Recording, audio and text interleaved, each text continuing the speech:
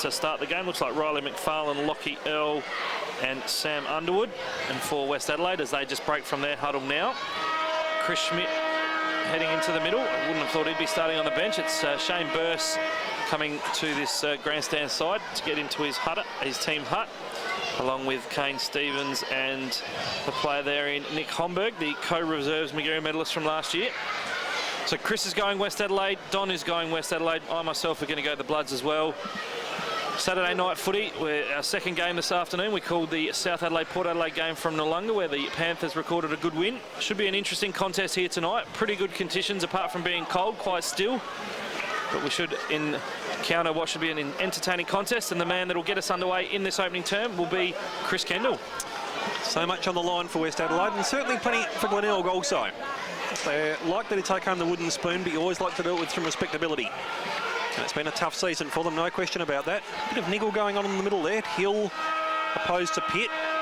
And Matthew Snooks going to Chris Schmidt. That'll be a great battle. Umpire throws the ball aloft. The tap came down there to McGinty. Just working through fingers there was Schmidt. Nelson goes in there in the secondary effort, but the ball does get cleared out there by Pitt. Goes out long towards Etress at a half forward. Scott takes a great diving mark there. That was really good work. Working backwards with the flight of the ball there, just nudged Hayes out of it, and he'll be lining up from the top of the 50. Yeah, not only was it courageous, Chris, well called, it was a really strong mark. Did take it in the second grasp in the tips of the fingers, but yeah, good mark on a pretty quality opponent there in Andrew Hayes. Josh Scott, he's only kicked 3 goals, 1 in his last 5 matches. So plenty of expectation on him. Of course, he came over from Gippsland along with his coach Nick Stevens, and this to give the Tigers the dream start. He'll be kicking from right on 50. Comes in, unloads. Beautiful technique. Beautiful finish too. Goal to Josh Scott inside the first 40 seconds. That's the perfect start for the Tigers. They are 1 straight 6. West Adelaide yet to score, and in fact yet to have a meaningful possession. Yeah, fantastic start for Glenelg, as you called, Chris, well said, and very good start for the youngster and Josh Scott. Started the year in the reserves, does need to build up his body in terms of his frame. Still only a youngster, but a quality youngster he is. And after a quiet game last week against their opponent there, he only had the 7 disposals. This is a good start for him tonight, Don, and the Tigers. It is indeed, and there's a lot of action unfolding in the centre circle here as Pitt and Hill go at it again. The ball goes up, umpire Rouston gets them underway, and the Bloods go forward inside 50 for the first time. And there's that man taking the great grab, Jono Beach. We gave him big raps before the game, and he's come good with them, Phil. A great mark going back. Yeah, I guess it was a case of West Adelaide said, anything you can do, Glenelg, we can do better. And we talked, as you said, about Jono Beach pre-game. Played back-to-back state footy for South Australia. He's a quality overhead mark. Proved that there. He's also a quality finish. I'm almost going to pencil it in, Don. Yes, well, the commentator's curse, it might prevail as Beach comes in, kicks through the ball. The goal umpire doesn't do much work. Sails straight over his head. Well, the question was asked, and there's the reply, the answering goal. First to West Adelaide. Scores locked away, 1 goal apiece. We've only gone about 3 minutes. Yeah, entertaining start so far. If it keeps on this pace, we'll certainly have a great contest throughout the night. Good clearance there from Tuck. We know that he's a bustling type player, and certainly a good reply to the Bloods after Glenelg got off to a pretty good start with first blood. Scores locked away, 1 goal apiece in this clash between West Adelaide and Glenelg. Certainly do. The one unfortunate thing about Glenelg is we can't see the time clock very well. And I'm very picky about my times during a game, so I'll be keeping an eye there from Phil Aspinall to give us all the times that goes through. Punch comes down there from Nelson straight into the lap there of Tuck, but there was an infringement in the ruck contest, and the man to receive it will be Snook. Gets the run off there towards McCarthy, who sends a looping handball over the top there, and working to space there is Proud. He puts him up again in towards the 50. Good strong mark taken again at the front here, and this time it's a Trembath, I should say, and he'll be lining up from the top of the 50. What an open, free-flowing contest to start off with. Yeah, it's been fantastic. Centre clearance, kick to the marking forward, both sides, and now it's Trembath's shot. Good to see Josh Trembath back out at Glenelg. Chris was told he wasn't required at the start of the year. Played a bit of footy with Taylor Bend, back playing reserves, earns his spot in the league side. He is a booming kick. I'm almost going to nail this one down as well. So Phil Aspinall's called it, so Trembath may as well have the shot. It'll be coming from the 50. puts a fair bit of air into it and puts a perfect degree of accuracy straight through the centre. 2 goals to the Tigers. They are 2 straight 12. West Adelaide are 1 straight 12. We've only gone 4 minutes here at the Bay, and this is a very open contest. Certainly is. We've had it all. We started off with the lights being out, and now it's been a really free-flowing game that we've seen some really clean possession. The key is obviously getting the ball inside 50 to put it out in front of some spacier forwards, and they did exactly that. Glenelg on both occasions. Trembath on the end of the good mark there, and finished off with a beautiful kick from just inside 50, Don. Yeah, good intent from both sides here to get this Saturday night match underway. It's a very hot start to a cool night. The ruckman go at it again. McGinty flying high was Nelson. Went before acceptances. McGinty's second effort was brilliant. Charging through now. The Tigers under pressure. Agnew ducked ahead. Got the hand pass away. It comes out now to Jolly. His quick hands. McGinty it ends up with. And there's a kick then. Sending the Tigers forward inside 50. A chance for them here. They're under enormous pressure though. The West defence standing up. Hooper got it out to Agnew, who hacks it around his body off the left foot. Will it sit? Alloway's back there for the Tigers. West Adelaide standing tall, and Bricknell does the solid work and gets the Bloods out of trouble and finds Care underneath the scoreboard, which shows the Tigers 2 straight, the Bloods 1 straight. And West Adelaide, they'll bring it grandstand side now. They've got Hayes here. It's a 2-on-1 situation. He'll loop the hand pass over the top, and Keogh will send them towards the centre circle. Good punch from behind then. The Tigers, it ends up with Jolly. His quick hands goes the way inside towards, looking for Trembath again. It is on the half-forward flank there. So Trembath will go back. He's already kicked that wonderful goal from a much easier position, Phil, but this one right on the angle in front of Snouts Louts. Yeah, like I said, though, he's a very good kick for goal. Not only distance, but accuracy-wise. But the other thing I like about him is he's very good in the hands. He proved that again for a second time. Tom Keogh, one of the most improved defenders in the comp, so a really strong mark. Let's see if he can finish. So Trembath will kick from just outside 50. It might test him. It's a high raking kick, and it's just gone to the right-hand side. First blemish on the scoreboard. Tigers 2-1-13. Bloods 1 straight 6. Lovely pass in there from Riley McFarlane too, just working his way into space. So the Bloods do bring it back in. Bricknell looks to bring it out towards the beach direction. Glenelg player just drifting across the front there, and getting the spoil in there was McCarthy. We're going to have a throw in. Right in front of the grandstand, about probably 75 metres out from the Tigers' goal. 2-1-13, 1 straight 6 as we tick over towards 6 minutes. First term here, Saturday night RPH football. Chris Kendall, Don Cooper, Phil Aspinall bringing you all the action. Agnew works it back in now, it's with Jolly. It looks to pump them in again towards the Snouts Louts pocket. Boundary line beckons, punched over there by Hooper, and we're going to have a throw-in about 55 metres around now from the Glenelg goal. Good work by the small crumbing forward there. Defensively, he just had to kill the ball, force the boundary throw-in, means it's back to a neutral footy. The Tigers are a chance to get the clearance now. Kicking to the primary school end or right-hand side of your radio dial if you're playing at home. And if you're sitting in front of a fire, good luck to you. Send some down to us. Ball comes spinning back into play. Tap down. Alloway certainly taken high there. Umpire couldn't have missed that one. Nelson was the infringer. So Alloway, as he unloads Nelson from on top of him. It's not exactly a meeting of the jockeys, these two. So about 60 metres out for Alloway. He's probably just outside his distance, yet looking for a pass. And he does get a lead in there from the pocket. Looks to be Scott again. No, as a matter of fact, that's Pitt.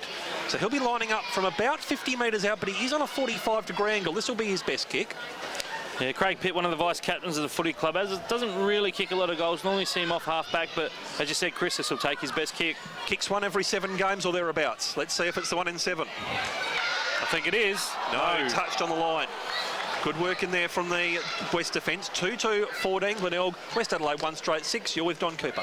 So Bricknell brings it to the grandstand side and finds Schmidt. He was keen to get on with business, but was held up very well, so he goes the shorter option and finds Silverlock. To half-back flank, grandstand side. It's an 8-point margin to the Tigers, and it's got the home crowd up and about. So Silverlock goes back and finds Hayes. Hayes goes to the outer side now, so the switch is on. The kick now towards the wing, and West Adelaide have possession. And on the outer side there, They'll bring it inboard. Chance now for Schmidt. Gets the hand pass away. Finds Kerr, who takes a bounce, runs away, arches the back, pumps it inside 50. He's got the big target there, Webb. It was good work from Proud behind. The chance now, a big snap off the boot from, it looked like Big Nelson. Hit the post. Raking into the woodwork there, one behind. So West 1-1-7. The Tigers 2-2-14. Great work from Big Webby at ground level. He's got really good hands. That kick from Nelson was touched off the boot anyway. Pitt receives it from the kicking grandstand side halfback. Spots up Agnew in all sorts of space. He's centre wing grandstand side. They've got runners now, the Tigers, and they are really starting to move into space. Joseph takes a bounce, takes a second bounce. He's got Billy Stretch calling on the outside. Takes a third. Finish it now, Aaron Joseph. 40 metres out. Looks to square it up. One of the goals of the night so far. Great work in there from Joseph. Good support in there from Billy Stretch too. And the margin now out to 13 points. 3-2-20. West Adelaide 1-1-7. That was great work in there. Good leadership from Joseph. Yeah, absolutely. Great call as well, CK. Joseph just took the ball at half-back. Good running support, as you said, by Stretch. We spoke to him on the Thursday Night League team show with our Young Guns theme. Joseph's got that experience, Don. He's an AFL-listed player. He's one of the leadership group members here at the Bay. He kicks a ripping goal for the Tigers. His first. Yeah, it wasn't brilliantly called too by Chris Kendall there. He just galloped away like an Oakley plater, Joseph, and kicked the goal, and he just said, Stretchy, you run alongside me and learn from the best. We're back in the middle. Nelson gets the tap down. Chance now. Stevens couldn't get a clear kick away. Schmidt under all sorts of pressure. Filkey just kicking it along in front of him. A great desperate work there, but unfortunately giving away the free kick there for the Tigers was McFarlane, and the ball will be now with Homburg. So Homburg skips away, looks to unload inside 50. He's looking for Beach. The Tigers front and centre. They'll clear it out of here through Agnew, who uses Proud by hand. Pran loops one over the top there. Chance now, he gets it back in the 1-2. Comes grandstand side along the boundary line towards the wing. Hooper was the target. McFarlane has to get there in support. Great work from the Bloods in there just to try and hold it up. Chance now for Hayes for West Adelaide. Gets the hand pass across to Stevens. Links up with Nelson. Driven inside 50 by Hill, but it's going to be all Glenelg back here if it sits. It does indeed. There's a chance for them to work it out. They're under pressure from the Bloods now with a circling. Chance for them to go back inside. The umpire's pulled out a free kick, and it's going to go to Travis Tuck, Phil. In the back, it was definitely there. Well done by Tuck. Good desperation. So Tuck plays on quickly. The big thumping left foot. He's gone all the way. Travis Tuck. Well, you don't need any luck when you're Travis Tuck. That's a beautiful kick. The answering goal, West Adelaide second, Tuck's first. They get a 2-1-13. The Tigers 3-2-20, and that's inspirational stuff, Phil. It is, and what it was a case of was that Tuck just wanted the ball more than his opponent. He sheer determination just to get to the footy, then got his body over the line. The Glenelg player was clumsy, came in over the back. Now we know, and I've mentioned this before, boys, the 50-metre painted arc is actually only 47, but it was still a booming kick nonetheless from Tuck. He would have cleared that 55 metres. What a great game we've got so far, CK. Certainly do. By the end of the night, though, Tucky will say his kick was 70 as we get a secondary ball up. Gee, what a start to this game. 11 minutes gone, 5 goals scored. This is very open, free-flowing football. I feel like I'm back in 1974. Tap down from Webb, gets it straight down towards Stevens. His kick's been partially smothered. Coming back in there again was Tuck. He's been wrapped up in a bruising tackle here by McGinty. Ball up. He's just like a bull at a gate, Tuck, isn't he, Chris? He just head down, bum up, just barges his way through. Such a barometer for them. 24 clearances in his last 3 weeks for Travis Tuck. Oh, the big fly over the top there from Nelson on McGinty. That's a fair infringement. As a matter of fact, that was Webb. So McGinty thought that he was in the Oakley plate there for a minute. Trying to split up on the outer side here, looking for McFarlane. West Adelaide just dropping numbers in there, and drifting across the front there is Aaron Anderson. We're going to have a throw-in. A little bit of a clumsy kick there. He needed to give a little bit more space, I think, there to McFarlane. So throw in, centre wing grandstand side. 3-2-20 Glenelg, West Adelaide 2-1-13. As the ball spirals back into play. Tap down, Alex Neil-Bullen leading in the race for the ball. He'll be happy enough to see it over the boundary line. Throw in. One-on-one contests all over the ground too. So you think this is going to be conducive to high-scoring football? Yeah, that's what I was about to say, Chris. I love that there isn't any zones or any players playing loose behind play. Everywhere you look, there's a one-on-one contest. That's what we love about our SANFL footy. And fans who are over 45 are nodding to each other on the grandstand saying, this is what it used to be like, kids. Open, free-flowing football and used to score. Tap down. Trying to work their way through it. Player taken high. And it's going to be a free kick and advantage. Oh, Snook certainly taken high there in the secondary free. Snook was hooked and lined and sinkered, wasn't he? He was fishing for the free, in fairness. So just in front of the grandstand centre wing. Snook. Puts the Tigers again up deep in towards attack. One fly, couldn't quite get it there, was Alloway. He was under a fair degree of pressure, though, from the West Adelaide defender there in Homburg. We're going to have a throw-in right in front of the Slouts. 3-2-20, 2-1-13 West Adelaide. So as the boundary umpire prepares to wheel the ball back in, it might be Alloway that has to do the ruck work against Webb. He tries to shepherd him out. He got front spot. He did well, the big Tiger. Got the tap down. Hard to get the ball out from there. Jolly's over the top of the pack there, waiting for the out. And it's tight in the clinches, and we'll have a ball up. And it has been a very open and frenetic start to this match. Let's hope they can keep it up, these sides. The tap down, chance now for Glenelg, but well done by Kerr, who just hacked it high. Big punch from Webb. Comes out to the advantage of the Tigers, though, but wrapping up in a beautiful tackle there was Silverlock. We'll find out who the Tiger was underneath there in just a moment. Timmy McIntyre. Yes, McIntyre doing well there, but a great tackle from Silverlock. Very strong Webb with a tap down. The kick came out from the pack there, but it's gone out of bounds, and the kick came from Lockie Earl. We'll have another boundary throw in. We've only moved the ball about 30 metres towards West Adelaide's goals. We're still in front of Snouts Louts. The ball spirals back in. Alloway, front spot. Charging through was Keogh for West Adelaide, trying to take possession. Thrown off of it. And here's Keogh again. Got a little half kick out of there. Pitt's in there for the Tigers, but he's wrapped up. A lot of pressure. And Kerr going in there, and a good tackle, and ball out of bounds, Chris. Bit of feeling as well, Chris. Danny Webb's in a fair bit of trouble behind the play there too. He's clutching at his knee. He just tried to lift off her in the ruck contest, and he is in real strife at the moment. As a free kick is part of the Bloods right in front of the grandstand. We'll keep an eye on Webb at the moment. He's trying to come to the bench, but Glenelg players are happy to block his run. Comes out towards this grandstand side. Trying to work his way into it. There was Michael still at the back. Affects the turnover. Now it comes out again for the Bloods.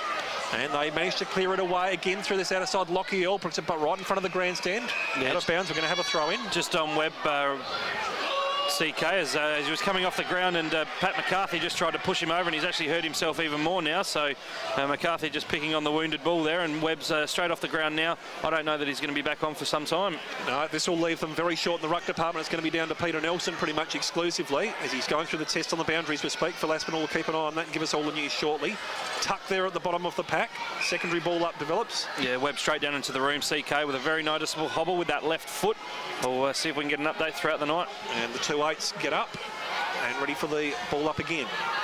Nelson, tap down, straight to Tuck. He tried to navigate his way through one tackle. I reckon he had prior opportunity there. Umpire disagreed. Hill takes his opponent high as a Glenelg player is just hurled out of the contest at the back, and it is going to be a free kick here to the Bloods out of all of that. Interesting. Yeah, I kept my eye on it, Chris. It was Tuck and Alloway that were going at it. Tuck went to get up to his feet, and Alloway just grabbed his ankles, tripped him over. So Tuck off half-back grandstand side, squares it up there towards centre half-back where he's got Keogh. He seems to have plenty of time and space to move. There's a neat little chip kick further down the lines on that outer side where he spots up Hayes. So Hayes puts it out into a fairly dark and bleak outer side there, where it's picked up there by Aaron Anderson. He chips over the top. They've got numbers moving here. That's Silverlock out on the outer side centre wing. He's looking to try and square the ball in. He's got Schiller as a short option if he wants it, but he elects to go longer and direct down the lines. That'll please Mark Micken. Long on that outer side, just trying to navigate their way through traffic. The Bloods look to put it in towards the top of the 50. Bloods player at the back here just needs to try and keep his feet. He should be able to do so. Michael Still will get his first. Top of the goal square. Patient build up there by the Bloods, and they bring it back to a 1-point margin. 3-1-19, Glenelg 3-2-20, and they just needed to wait for the error to be created in defence there for the Tigers, and they finally got that at the end, Phil. Yeah, Michael's still the key there, Chris, was he's obviously kept his feet. The ball spilled out the back. He was the first one on it, and of course all good forwards are going to sweep on a free ball there, 10 metres out from goal. Just dribbled it through off his left foot. Good to see him back playing. We talked about him pre-game, Don. I think we spoke to him on RPH a few weeks ago. Had a long-term hamstring injury.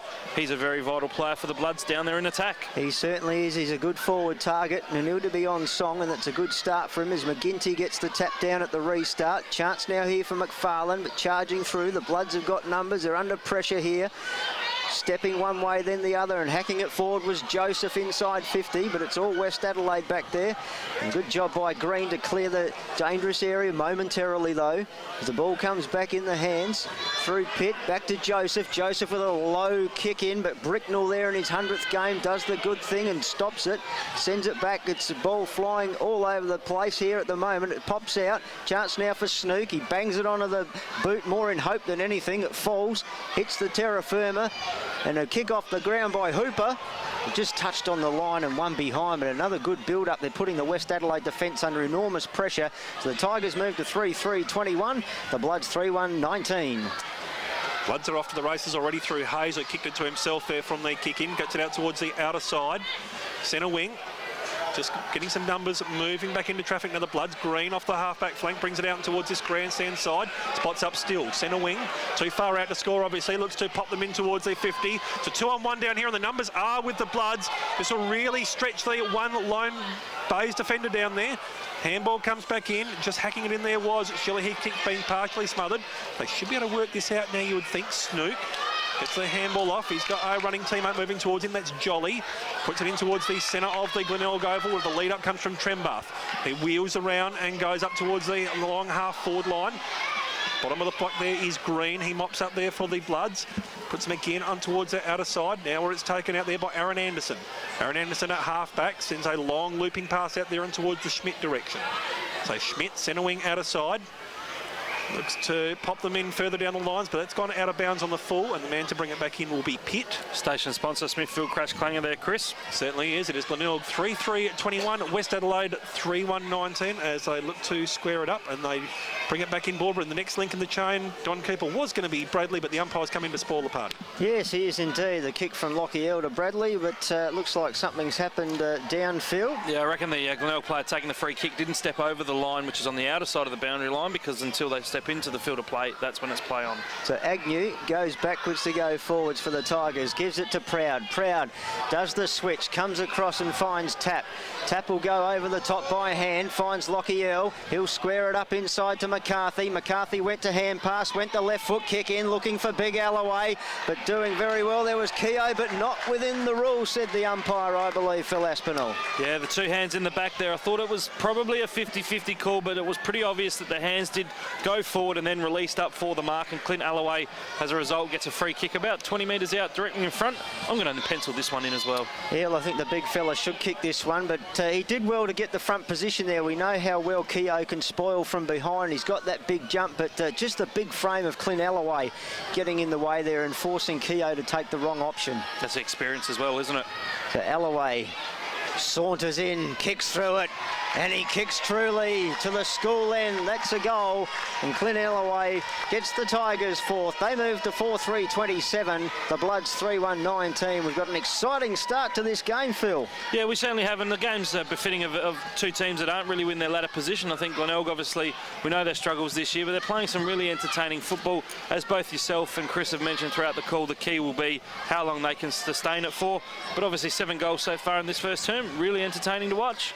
Well, this is more a high-octane than Clipsal at the moment. He's just going from end to end and bouncing around. A pretty high-skilled game too in the scheme of things. As Tap goes into the rucker post to Nelson, Daniel Webb still hasn't emerged from the rooms. If you joined us late, he sustained a knee injury in the ruck contest about 10 minutes ago and hasn't emerged as yet. Schmidt farms out the handball off towards Anderson there at half-back. He was searching down there for Schiller on the outer side. Coming through there and meeting it, though, is Beach. He wheels around and puts it into the 50. Stevens couldn't quite take the mark. Bays have got plenty of numbers down here. Nope. Oh, that's a terrible handball there. Still mops up the crumbs. Does he go for his second? He sure does. Michael Steele crumbing again from an error, and he's been pivotal so far in that department of things. We are 4-1-25 now, West Adelaide. Glenelg 4-3-27. A bit fumbly there at half-back, I thought, Glenelg, Phil. Yeah, good teams capitalise on turnovers and bad mistakes from opposition, and that's exactly what West Adelaide did. And you called it well, a good snap around the body there from Michael Steele for his second. Just think the Glenelg player didn't get down low enough, just didn't really get his body behind the ball, allowed the unawkward bounce of the ball to go behind him. In the end, Steele gets his second, and the Bloods get their fourth. Yeah, it's a bit like the match race between Better Loosen Up and Let's Elope, isn't it, Chris? It's just neck and neck at the moment as we're back in the middle. Tap tried to get the tap, but the tap went to Nelson. It comes out to Snook and via Proud. Billy Stretch involved there. The Tigers sharing it around. Here's Scott on the lead, and that's a good strong mark out in front of Hayes. Hayes just corralling him, but he got the handball away well. Scott to Proud, who hugs the boundary line, and they're moving it nicely, the Tigers. They're looking dangerous. Here's a chance for Bailey, but he's held up. Schmidt guarding the mark, so he decides to go short and finds Joseph. He's been a big influence on this game already. Kicked that wonderful goal, one of the goals of the year contenders for sure. But he's held up now just outside of 50, so he's going to bomb it in long. Goes to the hot spot. Who's he got there? At the front of there, the pack was Trembath, but West Adelaide doing well through Schmidt. He just kicked it away, hoping for someone to be there in support. The Tigers are surrounding the West Adelaide defence at the moment. It comes out now for Bradley. He lifts the eyes, does well, kicks towards Alloway's under all sorts of pressure. And this time another free kick's come out, and it's going the big fella's way again by the look of it, Phil. Yeah, hands in the back once again. Alloway, we know that he loves to burst through and crash the packs, but he's just walking away from the contest. I think there might have been an earlier push beforehand, and the recipient of the free kick looks to be... Hayden Jolly.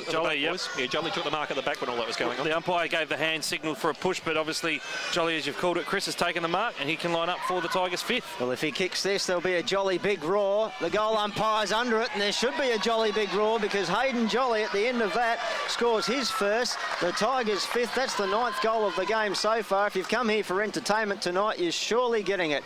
The Tigers 5-3-33. The Bloods, well, they're on 4-1-25, and it's a fantastic start. 8-point lead, Glenelg. Yeah, brilliant contest so far. Let's hope that it can be sustained throughout the three quarters, as we've touched on. Many would have probably thought, Chris, that 9 goals might have been the total score for the two teams combined for the night. The fact that we've had it kicked in the first quarter suggests that we're well on the way for a great game. I suspect part of it is they're all running around trying to keep warm for this cold more than anything else, and that's manifesting now on the scoreboard as the Tigers get another centre clearance and go up towards the centre-half forward line. Running backwards to the flight of the ball there was Hayes for West Adelaide. Couldn't quite get the mark. Ball just smuggles out the back here. Trembath picks it off the pocket, has a snap at the goals, and it just drifts away. No, Jolly keeps it in, dances around and gets his second in a minute. Oh, another jolly good goal there from the young fella. That's a way to improve your SANFL career. Head up to the Gold Coast for a while and come back.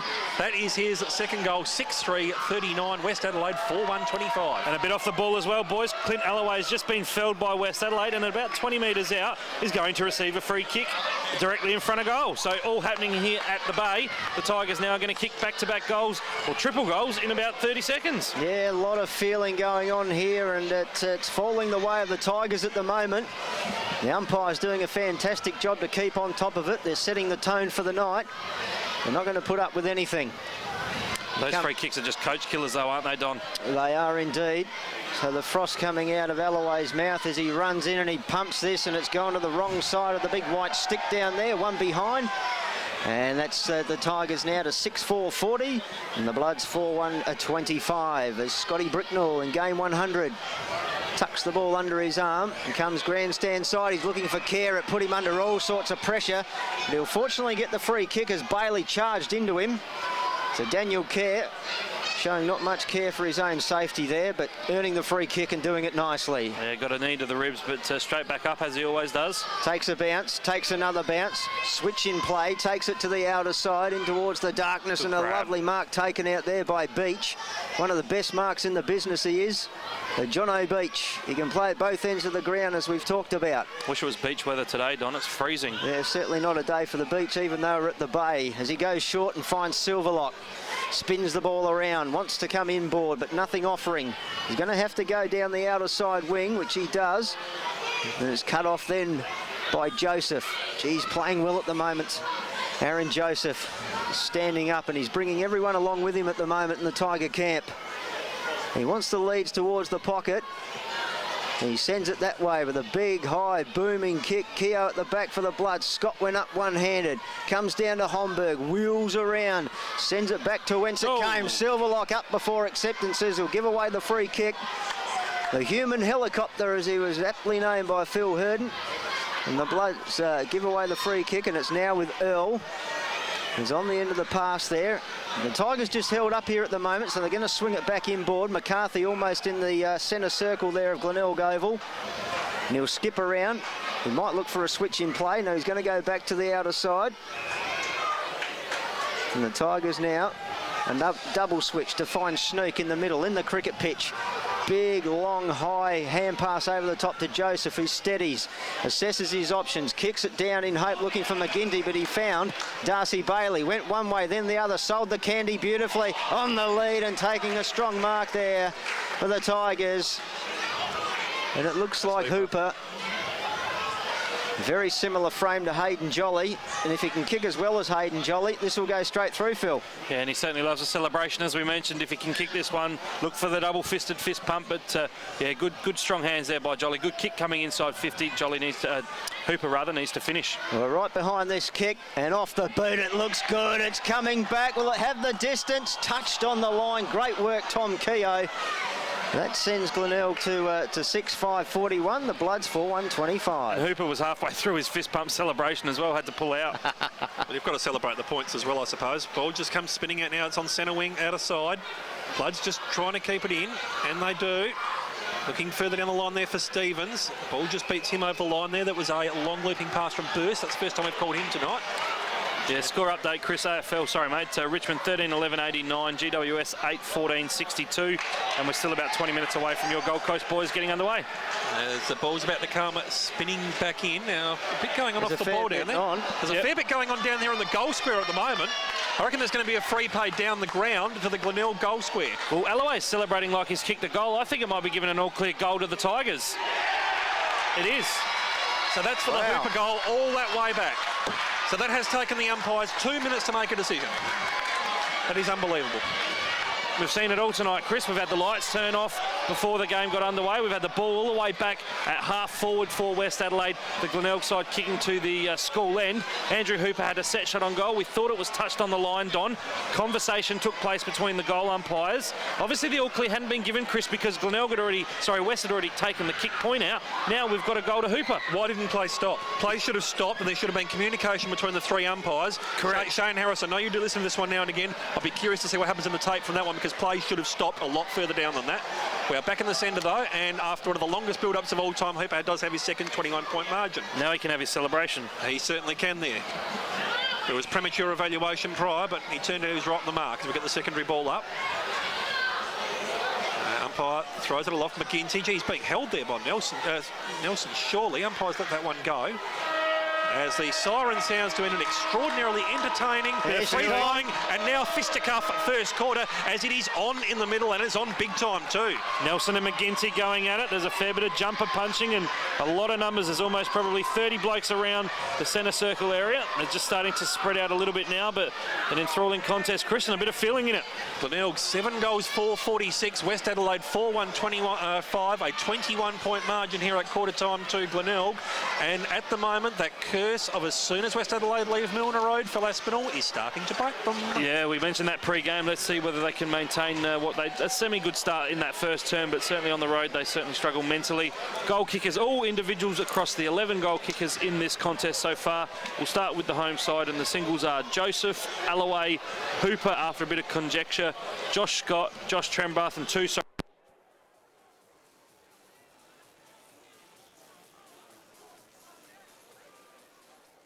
There's been a number of times they've worked their way back into the contest, second, third and fourth term, but those first terms have been the killers for them.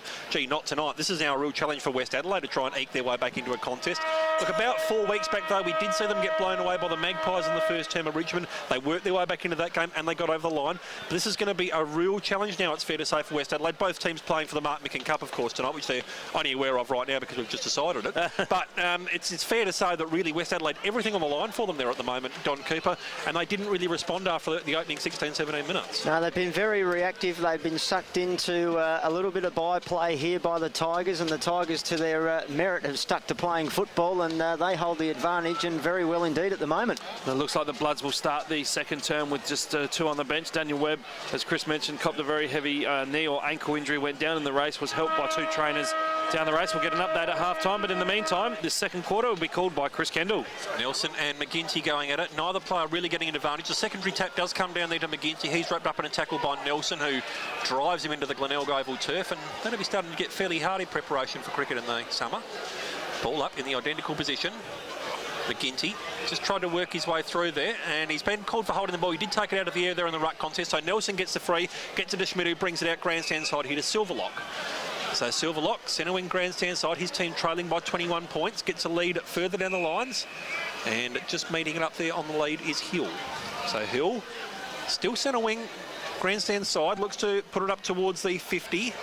Pack flies, ball comes down towards the still direction. Trying to work his way through there is Fisher, but he can't get a clear knockout. We're going to have a throw-in right in front of the Snouts Louts. So about 40 metres around from the West Adelaide goal, kicking to the primary school end this term. Still, tap down. Looking down there for Schmidt, but the boundary line beats him. We're going to have a throw-in. Still one-on-one contest all over the ground, although Nelson seems to be playing a loose man towards the centre here. That's interesting. So, yeah, the old kick behind play ruckman, Chris. Yeah, that brings Steele into the contest. He does get the tap down. It comes out now and towards the Bradley direction. He navigates his way beautifully through traffic, doesn't he? Brings it out and towards this outer side there, where it sits up there for McGinty. He only reached a hand out where he needed to put his whole body behind it. In doing so, they've given away a free to the Bloods, and it's going to be Anderson. That's Ryan Anderson, who wheels away. Puts it up towards the top of the goal square. Big fly in there. Couldn't quite bring it to ground here, though. The Bloods, unfortunately, through Still. Now it comes bobbling out again in towards the Still direction. Gets the handball away. Agnew just clears it away from the danger zone there for the Tigers, but only temporarily. Nelson, it was to his feet, and that's a hell of a journey down there, as we know. And in doing so, he has infringed on his Tiger opponent. Now it comes out towards Pitt, who just navigates his way cleverly through traffic. Puts him up again in towards the Alloway direction. And strong mark. Beat Keogh, all ends up there, Phil Aspinall. Alloway will be lining up from about 40 metres out, so well within his angle, his distance, about a 20-degree angle. Yeah, it was a really clever work by Alloway because he doubled back. He started to lead back to the goal line, then turned back in on Keogh and gave that space. Obviously, the ball just held up a little bit and dropped into the space of Alloway. Strong hands now. He just needs to finish off for what would be his second. Comes in from 40. Kick goes Alloway too. Margin out to a game high, 27 points, 8-4-52. West Adelaide are 4-1-25, and it's fair to say that the danger signs are brewing for the Bloods. It is indeed, Chris, and they just need to get their hands on the footy. We've seen them go into attack early, but the Tigers look to be more clean and fluent. Great run down there from Craig Pitt through the midfield, through the middle of the ground. That's the best way and longest and direct way to the ground, to the goals rather, and Alloway did the right thing as all forwards should do. Took the strong mark, finished off nicely, Don. Yeah, he did indeed, and it's a matchup I don't know that West Adelaide can do much about, really, with the cattle that they've got left in the paddock. So we'll see how that pans out as we're back in the middle, and McGinty goes up against Nelson. McGinty a clear winner there, but well rode by Tuck around the body.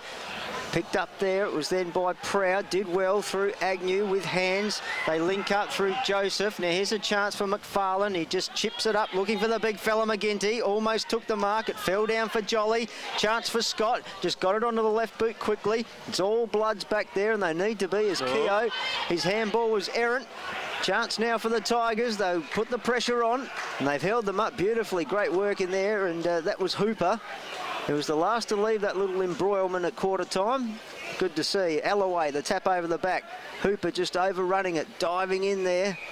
The players everywhere. Keogh's one there, and so is Hill. Last off the pack is Matty Snook.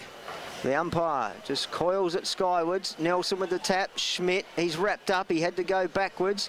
He links up now with Aaron Anderson, and they take it wide to the outer side. Chance now, Filkey, tackled by Agnew.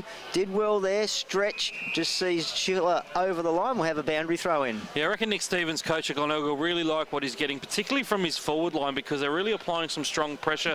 We've seen the perceived pressure of the Bloods. Tom Keogh a few moments ago just panicked and gave a handball out to no one. So Nick Stevens will be pleased with his forward line. So Alloway works his way to the front spot, got the tap down. Neil Bullen pleading for the free kick, but the ball will be safely seen over the boundary line again. And we'll have another throw in. So the game, a little bit of a lull at the moment. Very, very frenetic opening quarter as the ball comes back into play. Alloway and Nelson, Lockhorn, Schmidt, read it best, got the clearing kick away. We'll have another ball in on the outer side. It's only moved about 30 metres towards the southern direction. And the scores at the moment, it's the Tigers 8-4-52, the Bloods 4-1-25. Nelson and McGinty going at it again. It comes out now towards Tuck because the throw-in was somewhat errant. Neil Bullen tried to navigate his way through traffic. Bailey just tries to keep it in board. Snook works backwards with the handball. Now the Tigers go directly in towards the attacking zone again. Trembath is towards his feet. Under good pressure there from Aaron Anderson. Handball into the defensive goal square there is to Hayes. And they're happy enough to rush that through West Adelaide. There probably was a degree of pressure there. Filkey's the man who worked it back in. And he brings the kick back in towards the outer side back pocket. So just working their way through now is Ryan Anderson. Gee, there's more Andersons out here than the Matrix, I tell you. Big fly out the top there. Bloods couldn't quite take it. It comes down towards the green direction. Is angry here, Chris? Yeah. I've just had a memory of the grand final when he drove around in the Batmobile. And he's 8 goals, 5.53 Glenelg. West Adelaide are 4-1-25. It is a 28-point margin. You are with the man with the golden tonsils, Don Cooper. Before Don Cooper, Phil Aspinall, it's fair to say after the Bays keep up this form, Don, they'll be bound for glory. Oh, they will indeed. Working it beautifully as the ball comes back into play. Chance now. Schmidt wrapped up. Joseph did well. Clearing kick. Sends the Tigers forward again. They're putting the Bloods defence under pressure. Hayes taken high and he'll earn the free kick. He did well then, Andrew Hayes. Fair bit happening off the footy. A couple of players going at it. I think it might be Keogh and Alloway. The Silverlock brings it grandstand side now, looking for the Centurion, Scott Bricknell, and he's worried out of it, but had the arms chopped by Jolly. So Bricknell receives the free kick, goes back. He's on half-back right grandstand side. Through the mist and the fog and the frost, Bricknell decides to switch play, goes towards the cricket pitch training area. Spots up and finds Keogh out there in space, but he has to prop up now. He hasn't got a lot of options, so he brings it down towards the corridor. It's a risky kick, but Kerr did well, provided the option. Bricknell there, links up. They go towards the outer side again, and it looks like Green, who kicks them forwards towards half forward, and Big Nelson standing tall in front of his opposite number 33, Neil Bullen. The hand pass wasn't very good. Neil Bullen now kicks it forwards, but it's going to come back with interest as Silverlock marks, goes to the outer side. It has to be a good kick. It wasn't. Well done by Proud, just punching it away. It's going to come back though. The Bloods kick was smothered, working his way through his heel, wrapped up by 2 Tigers, pushed in the back and free kick. So on half forward flank, Hill quick to play on, bombs it in. He's got some targets up forward. Where's the big flyers? Beach is in there. Needs support. The ball at ground level now. Tigers desperate, diving in on top of it. And we'll have a ball up. Only about 15 metres out from the goal. West Adelaide kicking to the southern end. The ball thrown up. Comes down. Tap was in there for the Tigers. Players just all over the place at the moment. The umpire's going to do a good job to let this go. He does indeed. It's just a rolling maul at the moment. Neil Bullen's in there for the Tigers. Schmidt's in there. And the umpire will have to call another ball up. Sorry, Don, just quickly, thanks to our good mate Andrew Marks, the West Adelaide footy manager. Got an update come through on Daniel Webb. It is a serious ankle injury. He is done for the night. The Blood's down 2 on the bench. Yeah, that's no good. He looked very bad as he went down the race, and we're going to have another ball up. So I think we'll hand it over to Chris Kendall to try and clear it out of here, Chris. 35 metres out from the West Adelaide goal. So they need a major in this passage of play is a real understatement. But it's cleared away again by the Tigers, out towards the outer side. Hayes leading in the race for the ball there for West Adelaide. He keeps it in and bombs it back to whence it came. Still just lost his feet there in the contest. Ball does end up down there with Filkey, but he's wrapped up in a tackle, and we're going to have another ball up. 35 metres out again from the West Adelaide goal, but they are directly in front now. 8-5-53 Glenelg. West 4-1-25. Tap down. West just trying to navigate their way through a pack of Bulldogs. Pack of Tigers. That's tomorrow, Chris. Sorry, don't worry, Glenelg fans, you haven't moved overnight. It's all good. So 30 metres out again. Tap down. Part of it was the confusion. There's a McFarlane out there, so you always think of Glenelg and Centrals in those situations. Third ball up. Just rolling in a mauling scrum at the moment. 28-point margin to the Tigers. This will certainly suit them. Wouldn't want to sit on the lead though. Nelson gets the tap down. Ends up out the back here now towards Stretch in the defensive goal square. He's got number moving out there on the outer side half-back flank, and it's McCarthy. So McCarthy looks to clear it away from the danger zone. Hayes works his way to the front, takes a good marker post to McGinty, centre wing outer side. They still seem very stagnant at the moment, the Bloods. Tip over the top. Silverlock punts them again in towards the attack, but that was far too long for everybody, including Beach. So it's going to be a free kick here to the Tigers. Underneath the scoreboard, 8-5-53. West Adelaide 4-1-25. No, it has been passed further down the lines. McCarthy's going to bring it in, Dom. He is indeed. So McCarthy stands underneath the light towers that were out earlier in the night and finds Earl with his kick, and he links up now with Bradley, who goes forward for the Tigers. They got numbers here. So turning around is Stretch, kicks them forward, looking for big McGinty out there. He's out muscled then this time by Keogh. Good tackling pressure in there by West Adelaide, and forces the boundary throw in again. So we've had a few stoppages this quarter.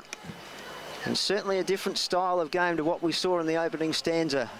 As the umpire wheels the ball back in. Nelson and McGinty. McGinty, a clear winner, kicks it forward in hope. And a mark taken at the back there by West Adelaide. And they'll bring it to the grandstand side. It was by Green. He finds Fisher. He's got runners to the side of him, but he ignores them, decides to kick down the line. A chance here for Hill. He's in open space. Charging after him was McIntyre, but not before Hill got the kick away. He was looking for Still, but a great defensive work there. But a free kick been given away, has it? Yeah, over the shoulder. He's paid it to Pat McCarthy, the former Carlton player. So McCarthy, he's had a good influence so far tonight. He needs to stand up for the Tigers. It's a good game to do it in. And McCarthy brings it grandstand side, hugs the boundary line, jumpers being pulled. Nelson had hold of McGinty, but McGinty forced his way through. Links up now with Proud. It's a chance here over the top. Bradley gives it to the running Hooper. He puts the afterburners on. He goes for goal. He's 35 metres out and he didn't make the distance. Andrew Hooper, you can do better than that. He gives it up and West Adelaide will relieve out of defence. Certainly do. McFarlane was the errant kicker. Burse keeping it further down the lines where he spots up Beach. And the only beach I can feel tonight is the one on the Sea of Tranquility in the Moon. At the moment it is freezing. Absolutely freezing out here. Green, centre wing grandstand, centre wing outer side I should say. So they're just very stagnant football at the moment, West Adelaide. Going further down, Agnew gets a big punch in and over the boundary line. 8-5-53 Glenelg, West Adelaide 4-1-25. 28-point margin, and it's been sitting on that 28-point margin now for around 8 minutes.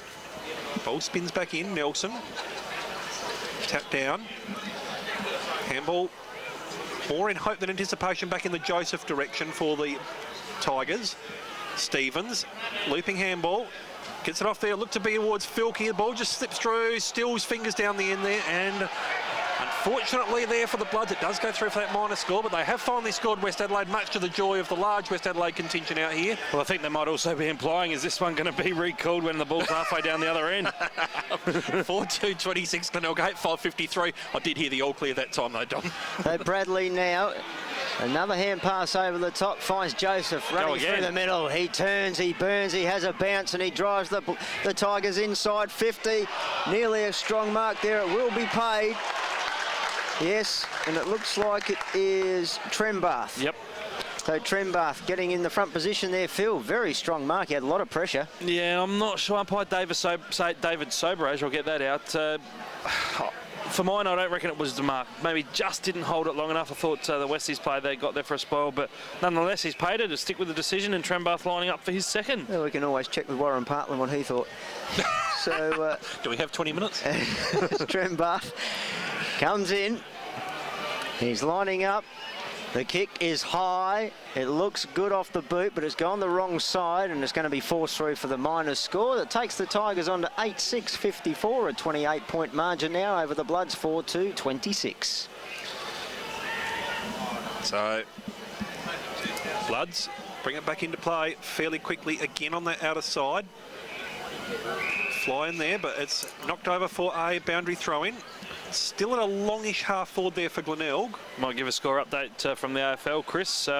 It's 19 minutes into the first term. Your Gold Coast Suns 139, the Saints 128. Blow the siren. Tap down, Nelson opposed to tap. Agnew on the defensive side of the contest. Puts it in again in towards the Scott direction. He does a very clever gather here, but it was all the Bloods back here on the goal square. Aaron Anderson. He runs through that defensive goal square, brings it out towards Hayes. Oh, picking his pocket almost at the back there for the Tigers. It now comes out towards the Underwood direction. He can't quite get the clear kick through. Tap down. Hayes did a handball that went all of 40 centimetres to a teammate and put him under a fair bit of pressure, so ball up. 35 metres out from the Glenelg goal. Nelson, tap down. Now it leaks out and towards Bailey. He couldn't quite get the clear disposal away. Snook just clears it away from the stoppage up towards the centre half forward area. Agnew, dispossessed. Now comes out there towards Neil Bullen. Pokes a pass in towards the 50, and the lead coming out there is Underwood. Now he'll be kicking from about 50 metres out. He's on a 45-degree angle grandstand side. Not totally beyond Sam Underwood, but he's not a man that you really talk about when you talk about Ken Farmer medals. No, only kicking just the one goal in his SANFL league career to date, Chris. But by all in all, he's normally a nice left foot kick, is Sam Underwood. I'm thinking the distance might be a worry. He's just going to try and put that towards the top of the goal square ultimately. Fly comes in. You think they'll be happy enough to see this one through the Bloods, but Bricknell keeps it in. Handball out there towards Hill. He clears it out towards the 50, but only as far there as Pitt. He puts them in again towards the centre half forward line. The kick was about a half a metre too short. It brought the Bloods back into the contest. Ball up, 55 metres out grandstand side from the goal. Phil Aspinall and then Don Cooper as the Tigers lead by 28 points. Yeah, Kane Stevens unattended there, just fisted the ball. He could have marked it. One, there was no voice, and two, no confidence from Stevens. Yeah, well called, Phil. He certainly should have, as Kerr gets the kick away under pressure, looking for Still. Takes a good two-handed mark at the second attempt. He hasn't got much ahead of him, so he decides to use Homburg, who ran hard. Homburg now turns, centres the ball. Who's he got on the lead? Well, he certainly's got a lead here, and he's got a strong mark. And that player, well, it looks like Schiller, I reckon. Schiller, is it?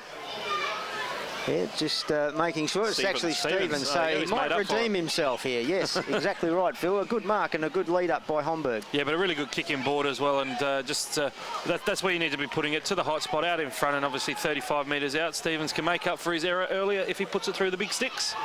To say this is a much-needed goal would be an understatement, as Stevens unloads. Has he got the distance? We'll make sure we get the all clear this time. We do. West Adelaide's fifth, Stevens first. They go to 5-2-32, now trailing by 22 points behind the Tigers on 8-6-54, and we've gone about 16 minutes, Phil. Yeah, the second quarter not as entertaining or as free-flowing as the first. Certainly from a goal-scoring perspective, it's just quietened up a little bit, but a good goal to West Adelaide keeps them in touch at 8-5 now. The Bloods, the key will be for them, Chris, to be able to get back-to-back goals. One goal to each team this term after we saw 11 in the first. Umpire throwing the ball up tonight, not a bad idea. McGinty gets the tap down, but it's straight towards Tucker. Gets the clearance now for the Bloods, puts them up towards the true centre half forward line. They're worried out of it though, the Bloods, and they get the rebound here again, Glenelg. Oh, good hands. Good strong mark taken now. It ends up there with Neil Bullen, and he was felled behind the play there. That's going to have to be played down the field, surely. It is to Alloway. Gee, that was clumsy. Alloway at the top of the 50, puts them in again towards attack here. The Tigers, plenty of numbers back here. Hayes. Next link in the chain is going to be Beach, who crosses the defensive goal square. Got a player moving out there on the outer side, and that's Nelson. So Nelson just looks to clear it further down the lines, where he gets the spot up there from Still now at half-back. Half-back outer side. 27-point margin. No, I was right the first time. 22-point margin. Maths is not my strong point, given my day job. Tap down on the outer side there, works it out towards the boundary line, throw in. I think it is 27, Chris. 54-27. They've got 5-2-27 up there on the board. That's very helpful. A bit wrong. Yeah. It is 20-22. As we call for someone to bring the 6 times tables down to the Glenelg cheer squad. Where's that abacus? I'll tell you what, that is very confusing. Stevens wins it away from the stoppage as we all try to get our fingers and toes working. Comes in towards the centre here where it's Anderson. It puts him up long and direct up in towards the 50. One-on-one contest. The player's just been worried out of it down there was Filkey. They've got plenty of numbers down here, the Tigers. Comes out towards Proud here at half-back grandstand side. If the scoreboard attendant at the ground is listening, 5-2 does not equal 27. It's better to be 4-3, thanks. Comes out towards this grandstand side. McGinty tap down, and that was over the shoulder there of Fisher. But the umpire has let that one go. And he's got a bit to say to the umpire there, and Fisher. I think Corey Bowen probably just missed that one. So throw in. Centre wing. Grandstand side, 8-6-54, 5-2-32. As we get the ball up, as we have just ticked over towards 18.5 minutes into this second term, you are with Don Cooper on Saturday night RPH football. So Corey Bowen throws it up, grandstand side, centre wing. McGinty just tried to soccer it out of the air, or taken high. And it's going to come back. It's going to be a free kick, and it's going to go to Anderson. Gee, there's Bloods fans in the Tigers grandstand going off here. Ryan Anderson quickly hands off to Stevens. He kicked to Nelson, who wasn't looking yet. He's back to the play. Silverlock has to do the mopping up. He does well to give the hand pass backwards to Beach, who goes to the outer side, half-forward flank, looking for Still. The bounce didn't favour him. Picked up there by, looks like Burse. Burse's kick forwards into the hot spot there, but it's forced over the boundary line. One behind. The Bloods now 5-3-33. The maths has caught up with everyone. Glenelg 6-54. As the Tigers look to bring it in, and they do out towards this grandstand side, half back where it's taken by Earl. Southern end of the ground. Taken to the scoreboard attendant. 5-3-33 is now correct. He squares it up there. He was looking down there for Pitt originally, but does get some support dropping in there from Neil Bullen, the man with two names. Brings it out now towards Jolly. Centre wing grandstand side. So Jolly, I tend to agree, Glenelg fans, it is rather slow. Does need to move it on more quickly than this, Jolly. Brings it out there towards a 4-on-1 contest where the numbers are all with the Bloods, and the one Tiger in their alloy would have been happy enough to see it over the boundary line. Game certainly has reached a bit of a lull at the moment. 8-6-54, 5-3-33, Glenelg's way. Spins back in. Alloway takes it out of the ruck contest, took it out of the air. Tuck. Clearing kick comes there from Anderson. Sitting under it there is Bradley. Nudges out Burst very cleverly. Now the looping handball comes out towards Earl. Looks to bring it back in board there for Agnew. A little bit too hot for that play. Needs a bit of support from a teammate and gets it. Pitt gets it back towards Bradley, whose backward kick goes again towards half-back. The kicker here is going to bring it out towards Proud, centre wing grandstand side. Just waiting for something to present. Waiting for the one-on-ones to resume again. He has got a lead further down the lines from Earl. Ignores that. Comes out now towards the Pitt direction. Numbers here are the Tigers. Tap. Couldn't quite get the clear purchase on the mark. Base player on the bottom of the pack there is Filkey. As we see Schmidt and Tap resume hostilities in a dancing form here. Ball up. Tap down. Burst. Glenelg player taken high in the contest. Rightly so with Snook. Centre wing grandstand side. He's got one-on-ones all ahead of him at the moment. Nothing's really presenting with a lot of conviction. They'll be happy enough to see it over the boundary line, you would think, though, West Adelaide. The player was being held in the marking contest, and that, Don Cooper, is Beach, who'll be taking the free kick from half-back grandstand side. So Beach to relieve the pressure for the Bloods.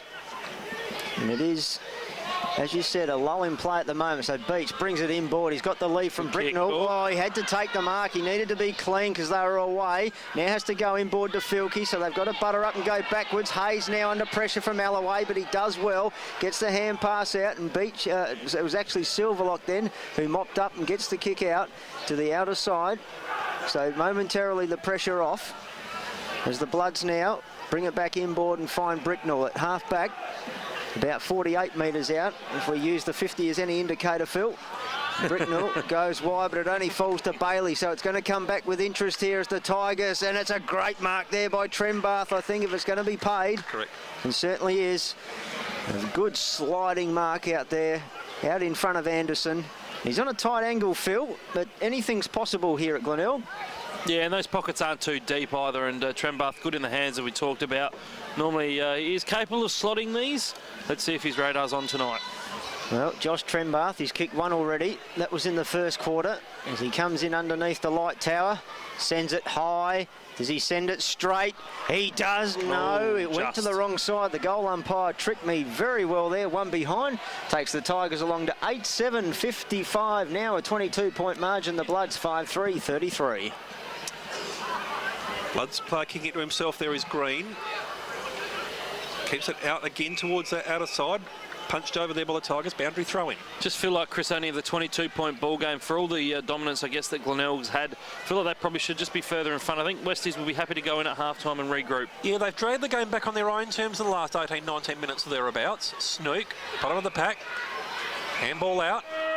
As the siren sounds for what did seem to be a reasonably short second term. That went 21.5 minutes. There has been a free kick paid after the siren, and that's going to be to Snook. Now, he'll be kicking from on the 50, and this is going to need his absolute best effort. Yeah, it was paid for tripping, Chris, so it was well spotted then.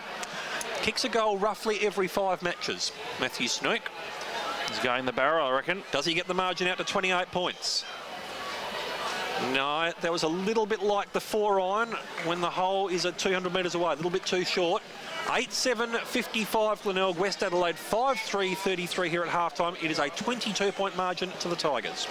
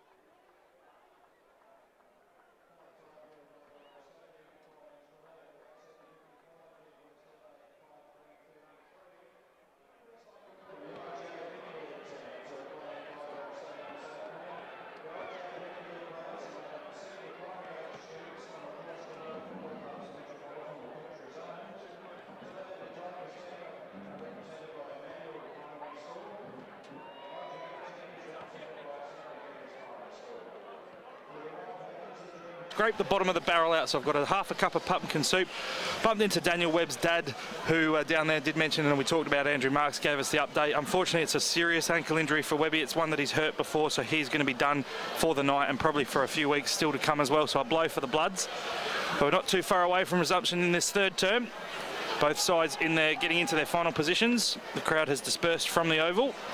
For those just joining us, it's a 22-point lead to the Tigers. The game started 10 minutes late because the lights switched off. The under-18s was a curtain raiser, and we had the lights go out for about 10 minutes. But we're back underway. We've had a half so far, and the man that's going to call the third quarter action is Chris Kendall. Nelson and McGinty to resume hostilities back in the centre. Umpire's been throwing the ball up all night. Schmidt was just ridden off the back there by Snook, but Neil Bullen is the man to try and work his way out of the centre there for the Bloods, the Tigers I should say. Brings it back inboard to the centre. Burst just works these opponent off, and the Bloods do get the centre clearance, bring it out towards this grandstand side. Ball just needs to set up here for the Tigers, and does, as it's cleared further down the lines there by Proud. Gets a long searching lead out there at half forward from Scott, playing a fair way down the ground. So Scott, 75 metres out from goal.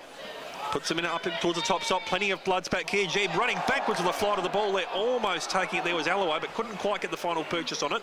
Schmidt just clears it away, but it's a poor clearance. It's out of bounds on the full, right in front of the stand. So Scott gets his opportunity to get his second disposal inside a minute. Squares it back in there towards Neil Bullen. He's got a man moving forward in that centre half forward, and it was Snook. Gets it back there towards Neil Bullen, who cruises to 50, unloads, but it's all the Bloods back here. Plenty of numbers. And the man taking it back there on the last line of defence there is Beach.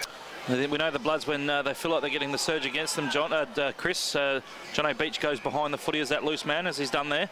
And he spots up Silverlock in the defensive goal square. He looks to bring it out again and towards this grandstand side. Working his way at the back there was Kerr. Happy enough to tap it over the back there for a teammate, Still, who sends a long looping handball back in again towards the Filkey direction. I should say Ryan Anderson.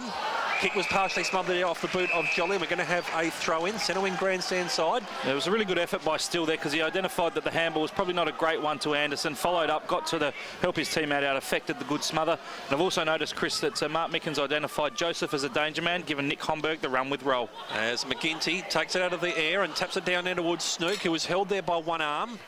Pack situation develops. Hill, he scooped it back in. He could have been taken there on the back. Umpires let that one go. Agnew's kick's been partially smothered off the boot. Further out and towards the Slouts corner. Gee, umpire didn't hear the smother down the line there, so it is a free kick to the to the Bloods, I should say. I reckon I heard a very clear smother off the boot. But the Bloods to get the free kick right in front of the Snouts. Brings it back in towards the half-back line. Nelson went for the fly. Tuck in there also. Now he's on hands and knees. Tries to shovel out the handball towards a teammate. Agnew's been wrapped up there at the bottom of the pack. We're going to have a ball up. It is 8-7-55 West Adelaide, 5-3-33. No change to the half-time score, Don. Ball thrown skywards. Ruckman go at it. McGinty got the clear tap. Set upon by Nelson. Could have been ridden into the ground. Umpire said no. You let the knees drop, Big Warwick. Score update from the AFL, guys. It's Geelong out by 23 points, and CK, your Gold Coast Suns are 21 points up over the Saints. Still nervous. Well, there's a bit of a spring in CK step, though, as Nelson gets the tap down. He was looking for Schmidt. Eventually comes his way through his legs. Tried to nearly tunnel ball it out, but he's wrapped up.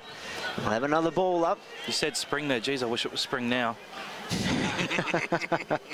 Very cold. Nothing springy about tonight, that's for sure. Very frosty. I'm expecting to see the snowman shortly as Tuck just hooks it out of the stoppage there. Bricknell did well to get front spot.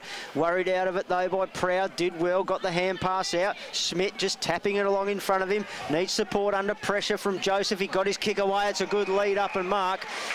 And it looks like that's still... And he's taken the mark. He's going to kick from about 48, 49 metres out, Phil. But we're right behind the kick here. We'll get a good look at it. Yeah, we've got perfect positioning up in the grandstand here. And we're right behind it, as you said. And Michael Still, very accurate kick, but also a very long kick as well. Well, he's kicked 2 already tonight, Michael Still. He's the only multiple goal scorer, as Chris Kendall said, in the half-time break. 2 in the first quarter. So he likes this end of the ground as he starts his approach. Very measured run-up. And he comes in to kick towards the Jetty Road or northern end of Gliderol Stadium. The kick's on its way. It's got the accuracy. I don't know if it's got the distance. Yeah. Has it? It has. And that's his third. There's the old clear given. Michael Still, his third. West Adelaide 6. They move along to 6-3-39. There's a whistle. Something's going on, Chris Kendall. I'm not sure if you spotted it or Phil. The Tigers 8-7-55. Free kick to Glenelg. Yep, free kick against the Bloods, and it's going to Pitt in the middle by the look of it. I'll tell you what that was for in a minute, because it's one of the more astonishing things you'll see. Peter Nelson and Pitt were tangling, and Peter Nelson pushed Craig Pitt straight into the umpire. Yeah. There you go. So McGinty gets the handball off there, and it comes further down the lines now towards Underwood, who gets the clearance out for the Tigers. Puts him in towards attack there, but at the front of the pack there is Beach. Yeah, that was really silly stuff there from Nelson. I thought at the time there that something was going to happen from that, and sure enough it did. We talked about Beach playing behind the footy, Chris. Wouldn't Mark Micken love to have 2 of them, because you're robbing Peter to pay Paul? Beach is certainly more preferred, no doubt, from a Bloods perspective in attack. Oh, in this weather, I'd be happy for 1 Beach, let alone 2.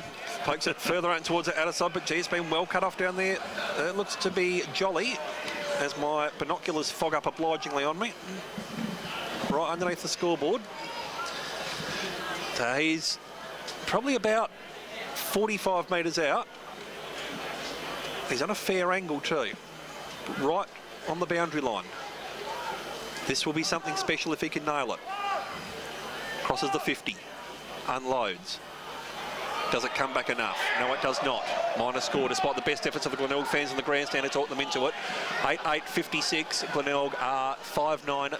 6-3-39, I should say. I kept the binoculars on Jolly as well, and he was given the old fist pump like the celebration of a goal.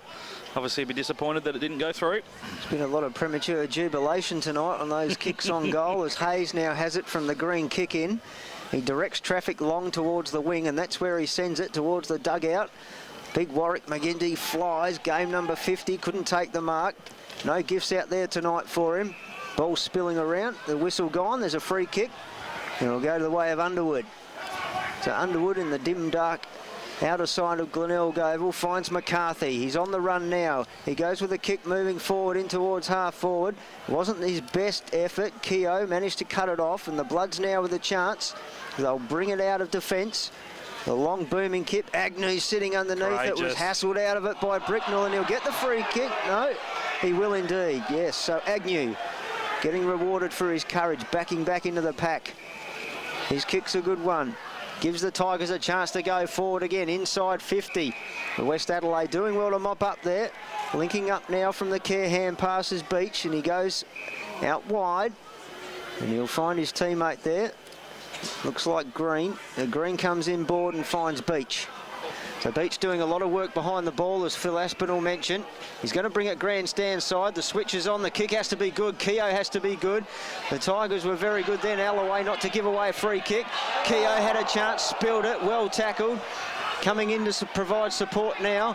Having a bounce and running away with it. 2 bounces of Silverlock. McFarlane in hot pursuit. Can't reach him. Silverlock's kick inside looking for Bricknell. He butters up. He gets it onto the right boot. There's no one there for West Adelaide. There's only Maxi Proud and Brad Agnew for the Tigers.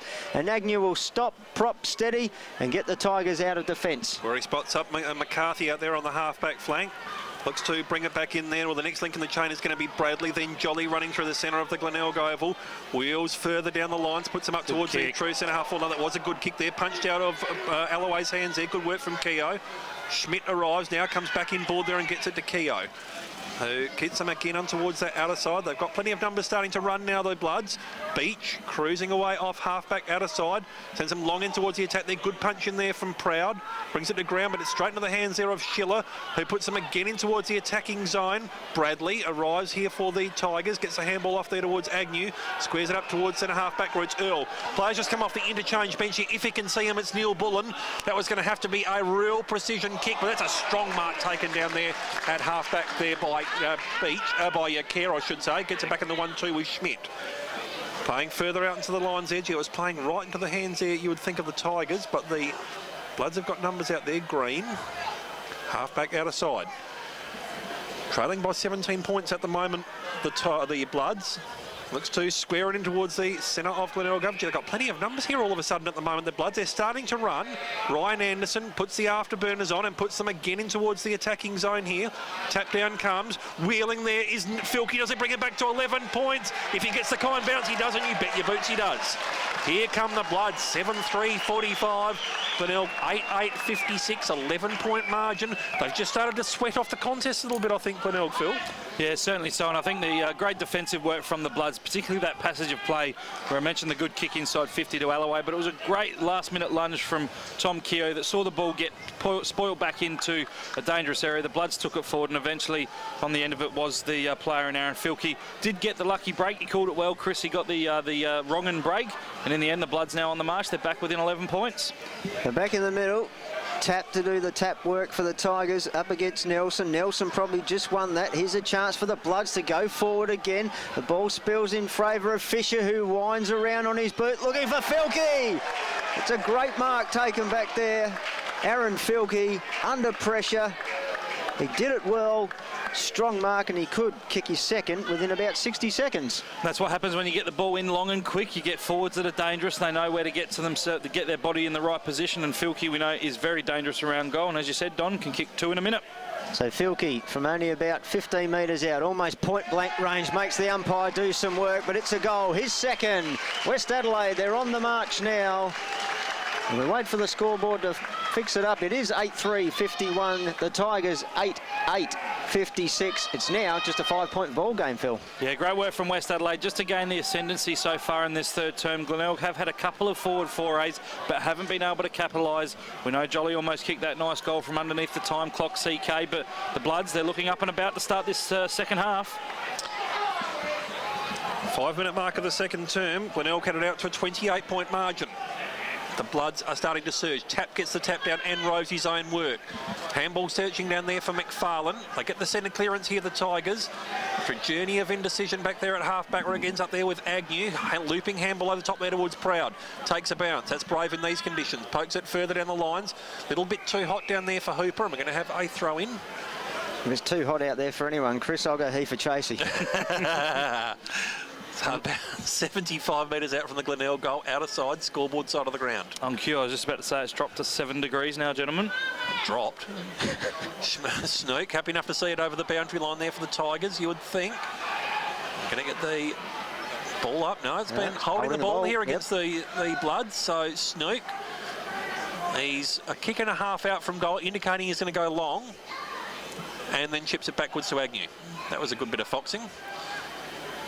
Agnew looks to square it up to McFarlane. They're still inside the centre square, though, the Tigers. And each time they do this, it gives the Bloods more time to drop numbers back, which they are doing. So McFarlane is going to have to go long on towards the outer side. Big punch come to the top there from Green for the Bloods. Now the ball just spins back in towards the Aaron Anderson direction. He's going to run a flanking on the outside, and that's Green, who gets the kick away under the closing speed there of Agnew. But in doing so, Agnew was able to effect a poor kick, and it's going to be a free kick now to the Tigers for out of bounds. McFarlane's the man to bring it in. Centre wing outer side. Glenelg only leading by 5 points. Squares it further down the lines. 1, 2, mark or free kick. Either way, it's been paid to Earl. Centre wing outer side.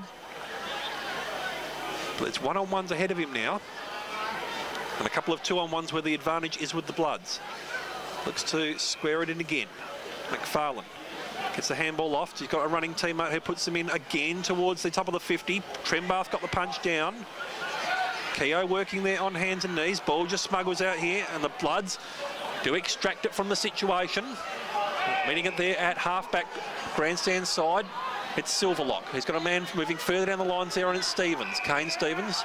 Don't worry, Glenelg fans, Nick not out there. Still at halfback, still at grandstand side. Still leading by 5 points, the Tigers. But the Bloods are starting to make their surge. Stevens brings it in towards centre wing. A real up-country mongrel punt that landed straight in the arms of Agnew. He was so surprised he dropped it. Hands and knees here, the Tigers. Nelson's wrapping up the opponent. I reckon he's sweating over that for a while there, the Tigers man, but the umpire giving the benefit of the doubt. We're going to have a ball up, centre wing, grandstand side. 12.5 minutes gone, Don Cooper. It's the Tigers by 5 points. The ball goes skyward, taken out of the ruck by Tuck. He just hacks it forward.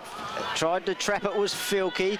Snook driving through, did well, got it to Underwood, back in the 1-2, and Snook off the let, drives the Tigers forward, and stolen by Anderson. The Bloods are away now to the outer side. They've got runners here. A chance for them to go inside.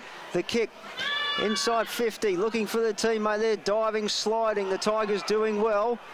Earl in there, got the hand pass out to McCarthy, and the Tigers out of trouble through Snook. Looks for Neil Bullen. He's set upon. Stealing it out there was Burst. Got the hand pass over the back of the head. The Bloods are away again. They're surging. And a great work out there by Bradley. Captain's effort then to force the ball over the line, and we'll have a boundary throw in. They talk about Adelaide wanting to bid for the Commonwealth Games. Chris, if this weather keeps up, we'll bid for the Winter Olympics. As the boundary umpire sets himself to hurl the ball back into play. It goes skyward, comes back through the fog so the ruckman can see it. Neil Bullen there, tried to get hands onto it. Snook diving in underneath there is Tuck, the bottom of the pack where he loves to be. Winning the hard ball, eventually he's going to come out. It's a rolling maul at the moment. And the umpire's going to have to ball this up. Phil Aspinall and then Chris Kendall. Being a man of bigger proportions, gentlemen, I don't normally feel the cold, even in the heart of winter, but this is as cold as I can remember being at the footy in a long time, CK. Can't disagree with you there, as the ball's in dispute, but Schmidt emerges with it, gets the handball further down the line out towards Burst, who's in the side of the centre square, puts them in towards the 50 here, running backwards to the flight of the ball. There is Joseph for the Tigers, runs it through there for the minor score. Margin now back to 4 points. He squares it up there towards Neil Bullen. Grandstand side halfback. Got a man moving further down the lines there. Hooper been worried out of it well there by Green. Cavalry arrives now for the Bloods in the form of Schmidt, but that's great work in there from Hooper. Taken high, committed to the contest and gets the free. Centre wing grandstand side. 8.856 Glenelg. West Adelaide 8.452. 25 metres. Yep. There's a bit's going off the ball there with Chris Schmidt, and Chris Schmidt needs to keep his hands down a little bit, because I've seen him do that 4 or 5 times tonight. A little bit close to the facial area for my liking. Pokes it further out towards this half forward line there. Agnew just sent a looping handball out towards nobody in particular. Dribbles over the boundary line. Yeah, it was really good tackle pressure, by John O'Beach there. We know that he's in there, and a great tackle applied there on Darcy Bailey of the Tigers, and forces the boundary throw in. Just going to say, Chris Schmidt was very lucky that the video on the Sturt game wasn't able to be viewed. Oh, now it comes out towards Joseph, who gets a looping handball in there towards halfback. Bradley, does he manage to get it to Hooper and close it back out towards 10 points? Yes, he does. Argent is back to 10 points. A bit of breathing space now for the Tigers as Hooper managed to extract his second. 9 goals, 8.62. West Adelaide 8.452. That's the goal they needed to try and stem the bleeding, Phil. Yeah, they did indeed. Westies did have a bit of momentum. The last 3 or 4 inside 50s for the Bloods as well, but the Glenelg defenders stood tall. You mentioned Andrew Bradley before, Donna. Fantastic effort over there under the other light tower on the outer side, and a good finish from Hooper for what was definitely his second, because we won't forget his first. It was quite memorable, Don. He won't forget his first either. The back in the middle, it's Nelson against the crouching Tiger McGinty. Nelson wins it down, bombs it forward inside 50. A chance for Still running out to a great chest mark. Under enormous pressure, Michael Still. Great mark out in front on the chest, had his name written all over that. McCarthy was right on his hammer and tack, but Phil Aspinall, what a great mark. Yeah, and it's one of those things about Aussie rules. I know we don't like seeing bodies collide, but that's what you love to see. Bodies just committed to the contest. Michael still had his eyes completely on the footy, CK, and what a great mark. Part of the commitment of that contest, though, for McCarthy, he's very ginger on the ankle at the mark at the moment. He's dancing up and down a little bit. We'll keep an eye on that. Hasn't had the best run this year, McCarthy, but Michael Still is having a good run tonight. As he comes in with this lovely measured approach. Looks confident. Crosses the paint of 50, kicks from 45. It's up, and it's gone to the wrong side of the stick as the umpire gives the 3 taps on the chest. One behind, a blemish for him. And takes the Bloods along to 8-5-53. It's a 9-point margin. The Tigers 9-8-62. Still's first blemish on the night, CK. 3-1 now. Tigers bringing in as a very strong contested mark. Look at what was taken there at halfback. The umpire does agree with that, or it's tap. Gets the handball off now. He's got some support there, and it now comes out towards this grandstand side. Josh Scott in all sorts of space. Gets the handball back in the 1-2. He's got McGinty calling for it. Didn't see him. Likes to go further down the line. It's Agnew who's now moved to half forward. He looks to square them up towards the top of the goal square, but it's all the Bloods back here again. Guess who? Strong mark taken there by Beach. Top of the defensive goal square. His team currently trailing by 9 points. Keeps it again on the outer side. Just being worried out of it there very effectively. It comes out now towards Billy Stretch from the 50, who puts them in again, back towards Beach, who can't believe his luck at the moment. Brings it out again on towards this grandstand, so they've got plenty of runners moving forward. The first of those is Green, next to those is Schiller. Centre wing grandstand side. Schiller looks to square it up towards the true centre half-back line, where it's now taken by Hill. Gets a bit of support there for a teammate who puts him into the centre of the Glenelg oval. McFarlane there was almost able to extract the turnover, but now it comes there towards Silverlock, who puts a real helicopter punt there, somewhat out in towards the 50. Tigers respond and they get the clearance away. Got plenty of numbers out here on the outer side. First of those is Earl. He handballs off to McGinty, who's sprinting past at a pretty fair rate for McGinty, but the pocket's been plucked down there again by Green. Half-back, it's a real game of pinball at the moment. He squares it up towards the centre half-back line. Now it comes down there towards Hill, who takes a bounce. Thought about a second, but elects to go further and longer in towards the attacking zone with a strong mark almost taken at the back there legally. But in doing so, he has impinged against Max Proud. Yeah, 2 hands motion there, Chris. We saw the hands extend for the push in the back, then stretch out for the mark. Proud gets it off there towards Snook at half-back, who gets it now towards Neil Bullen, who thinks about taking a bounce but moves through the space and puts him in again towards the 51-2 mark, almost taken down there by Alloway under a fair degree of pressure. Ball just smuggles out now towards Agnew, who puts him back towards 11 points. 10 points, I should say. 9-9-63, West Adelaide. 8-5-53. Had a bit more time, I think, there, Agnew, than he was aware of. Yeah, great pressure coming in on the side there from Silverlock. Don affected the kick. Yeah, it certainly was, as Green went to himself and then goes out wider. It's now on the outer side wing for the Bloods. They're trying to push it forward, but they're under pressure. Tap, and there's a fair bit going on in the middle of the ground too, boys. Keep an eye on that, and that's a great mark there, taken by Jolly under enormous late pressure from Silverlock. Way too late, said the umpire, and the 25 will bring Jolly within kicking range, Phil. And I reckon umpire David Soberage, you might want to buy some real estate off him, because I reckon that was about 32-metre penalty there, because the free kick was originally taken just forward of centre wing out there, but nonetheless he'll discipline from the Bloods, and now the Tigers can line up for another goal. At a GST. So Jolly, 2 in the first, and here in the third he blazes away to the school end, and he's nailed that one. And that's brought the Glenelg crowd to life again and stretched that lead out. They get a 10-9-69. West Adelaide 8-5-53. And just stretching that margin out now back to 16 points. Hayden Jolly's third, Phil. Yeah, very good finish from Jolly. We know he's normally a good kick. Was on the AFL, in the AFL system rather, on the Gold Coast list, and good quality finish. He'll discipline from the Bloods. That'll be really frustrating for Mark Mickham, because they're so costly, CK, in that you give away the free and the 25. Now the result is a goal instead of a kick inside 50. They've been playing like a very irritable team tonight. West Adelaide have given away a number of frees that have been totally unnecessary. His tap goes in the ruck, works his own band. Now the clearance comes here for the Tigers out towards this grandstand side. It's going to be a real foot race down here. Leading in the race for the ball there is Silverlock, but all of a sudden he's happy enough to see it over the boundary line. Went towards it with all the enthusiasm of a man who saw a $2 coin on the footpath and then decided it was a 5-cent piece and gave up the chase. So centre wing, grandstand side. More towards a longish half forward, 16-point margin here to the Tigers. Comes out, back of the pack here, goes long up towards the top of the goal square. Bloods base player taken high there, possibly in the contest. We're going to have a ball up. 10-9-69 Glenelg, 8-5-53 West Adelaide. 20 metres out now from the Glenelg goal. Alloway, gee, I thought he was being held there on the ruck contest. Ball almost smuggled out there from Earl, but the Bloods do get the clearance away, only temporary. Comes out towards the centre wing grandstand side again. Got numbers here leading in the race for the ball. 1, 2. Couldn't quite get it away here, the Glenelg player.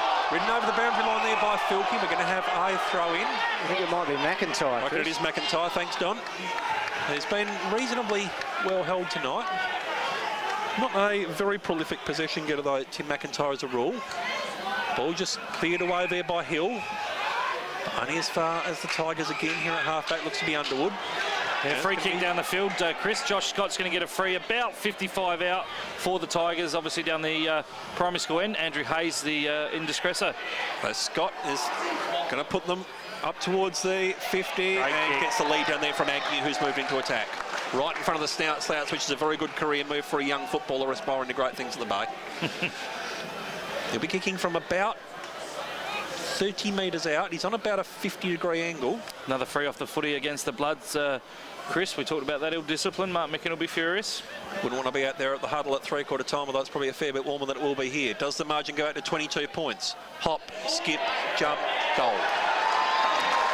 Breathing space again for the Tigers. 11-9-75, West Adelaide 8-5-53, 22-point margin. They saw off the challenge from the Bloods and they've withstood it and pulled away again. And a rare goal for Brad Agnew in his 54th game this evening, just his 8th goal at league level. We mainly see him as that hard-running halfback flanker, and a great finish from him. He'll discipline, as we said, from the Bloods. Josh got a great delivery inside 50. Agnew did the right thing by his team, Don, and finished off. Yeah, certainly did. It doesn't matter about the number of them, it's about the time, and that was very timely from Brad Agnew to kick that goal. As we're back in the middle, McGinty up against Nelson. Been a titanic contest. Probably Nelson won that one. Pitt's in there. Nelson again. Pitt wrapping him up in the tackle. Ball's not going to come out very quickly from that. The umpire giving them time. He comes running in and says, that's a line ball. I'll have it back. And we'll do it all again, boys. It separates, and Schmidt and Pitt continue to go at each other as McGinty gets the tap down. Favours Earl, who somehow got a handball of sorts out to Schnook. Well done by the Tigers under pressure. Was there a free kick there? It was, and it goes to Bradley. More indiscipline from the Bloods. So Bradley hands off to Underwood, measures his left foot kick, looking up and finding Jolly. Actually, it might be Trembath, actually. He had Schnook all alone, as Chris Kendall pointed out. It was well coached. He went looking for Alloway. He was bustled off of it. The Keogh kick comes back. He'll need a kind bounce because Maxi Proud's going to keep this in. He's got time and he's got runners. He goes over the top of Homburg to Joseph. Joseph's kick was well measured and probably not a bad kick either, Phil, because it gained about 35-40 metres and it's gone out of bounds and caused a stoppage. Yeah, he had to just pull up on the kick because he had a Westies player coming in to smother the attempted kick. So the ball going to be thrown in right in that Snout's pocket. Just quickly, half-time in the AFL. It's the Gold Coast up by 7 points over the Saints. And Nelson and Alloway, as the groans of Chris Kendall in the background there, and Nelson comes away. He's done well tonight. And there a chance to get away here now. The Bloods, they drive forward. The mark's taken by Still. It was on the back of the Hill kick. It was well measured. But Still, he's a long way out from goal. And he sends it into Bricknell, who almost put the hands in the back there. He goes up 1-2. The Tigers need to rally around here. They're under siege and the siren goes. A very timely siren for the Tigers, because at three-quarter time it ends with the score on the Tigers 11-9-75. They have a 22-point margin over West Adelaide 8-5-53. And Phil Aspinall,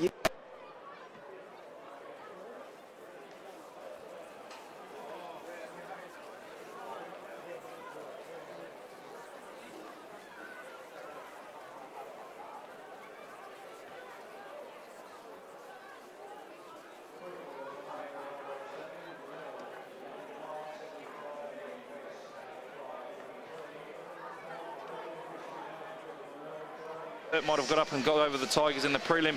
Every single huddle, Mark was calm and collected. I have never, in 9 or 10 years of seeing Mark involved with SANFL level with me in the media, I've never seen him fire up at all. So I think it's just within his nature that he's a reserved type person, Chris. Don, he's the sort of man you'd want by your side if your house was on fire, because he'd give you a very calm and methodical escape plan for the whole thing and you wouldn't have any trouble. Yeah, he would indeed. No, he keeps himself together, and I think that's a great thing to have as a coach. You don't want to be really seen ranting and raving at a time when you need your players to get around you and be focused finished. And one man I want to stand up and see play some real football this quarter. He hasn't done much tonight and he's very frustrated. He's running around, he's angry, and it's Chris Schmidt. Yeah. He needs to be a leader and he needs to stand up and take his boys to victory. He's only had 13 disposals tonight. Before we get underway in this third term, not too far away, just quickly a mention to our station sponsors, Smithfield Crash and Mechanical, of course, long-serving sponsors. The boys also out there at Paraka Collision and Carisbrook Collision and Adelaide Furniture and Electrical. Thanks to Joe down there at Port Road on board this year. Adelaide Furniture and Electrical. The final quarter will be called by none other than Chris Kendall. So Glenelg, 22-point leaders at the moment. Tap down from McGinty straight towards Snook, who was worried out of the contest and held for a fair time, I thought too, but umpire lets that one go. Snook still flailing around on the bottom of the pack. The clearance does now come there for the Bloods. Gets it up towards the longish centre-half forward line here, but the Tigers have got numbers back here. Proud, just dispossessed. Lockie Neal gets the handball off there towards our running teammate, who puts it further down the lines here. It was taken by Hooper at centre wing grandstand side, who received it from McFarlane. So going back there, Hooper to Proud at half-back. Further down the lines here towards Neil Bullen. Neil Bullen just chips it in towards the centre where it's taken there by McGinty. Who thought about going on. He puts the afterburners on and let's go with backwards handball there towards Snook. It's towards Snook's feet. Got a real dose of the fumbles now, Snook. He's almost worked himself into a holding the ball situation. Certainly did. Yeah, the 3 fumbles cost him in the end. Chrissy maybe could have been taken high, but it just couldn't pick up the footy. Hill extracts it from the stop and gets it out towards Schiller. They're starting to really run now, the Bloods, as it comes out towards Ryan Anderson, who goes long and direct up to Still, who takes the mark on the top of the edge of the goal square. He's going to be brought around on a bit of an angle there. It was towards the point post, but he is certainly in a fair position to nail home his 4th. Yeah, if he could have kept his feet then, Chris, he could have run into an open goal, but unfortunately his momentum just carried him forward and now puts it on a tougher angle, but certainly he should nail this, his 4th. He's going a fair way back too. I don't go that far back for holidays. Michael Still takes the mark 5 metres out and ends up kicking from about 30. Little skip, little jump. Been watching Josh Kennedy and has with his finishing too. Margin back to 16 points now, 9-5-59. Glenelg 11-9-75. It's a 16-point margin as the crowd figure comes up. 4 goals for Michael Still, and we'll get that crowd figure shortly from Phil Aspinall after we all have a guess at it. Yes, we'll play Crowd Lotto very shortly, but well done to Michael Still. I thought he was just maybe a little bit lucky in that I reckon he was wanting to play on and run around after he took the mark, but sliding to ground probably saved him in the end. On, and the Bloods, importantly, draw first blood. They do indeed. 2874 from me. 2874, CK. 2293. You win, CK. 2007 to be exact. And they're all watching McGinty get the tap down, which is rowed by Schmidt. He's wrapped up by Snook, stolen by Neil Bullen. He did well then, got the clearing kick, but Hayes for West Adelaide does well. Takes the safe and rebounding mark at half-back, brings it inboard and finds Nelson in the centre square, and he comes wide to the grandstand side. Little Hooper for the Tigers under there, and nearly a mark taken by Daniel Kerr, who in the opening minutes was found himself in a half Nelson from Warwick McGinty, and he carried him for about 15 metres, Big Warwick. Just let him know that it was a hard ball get. As the ball comes spinning back into play, Pitt at the front and centre, McGinty on hands and knees. He's had a good 50th tonight. Tuck, one arm held, did well, did it again.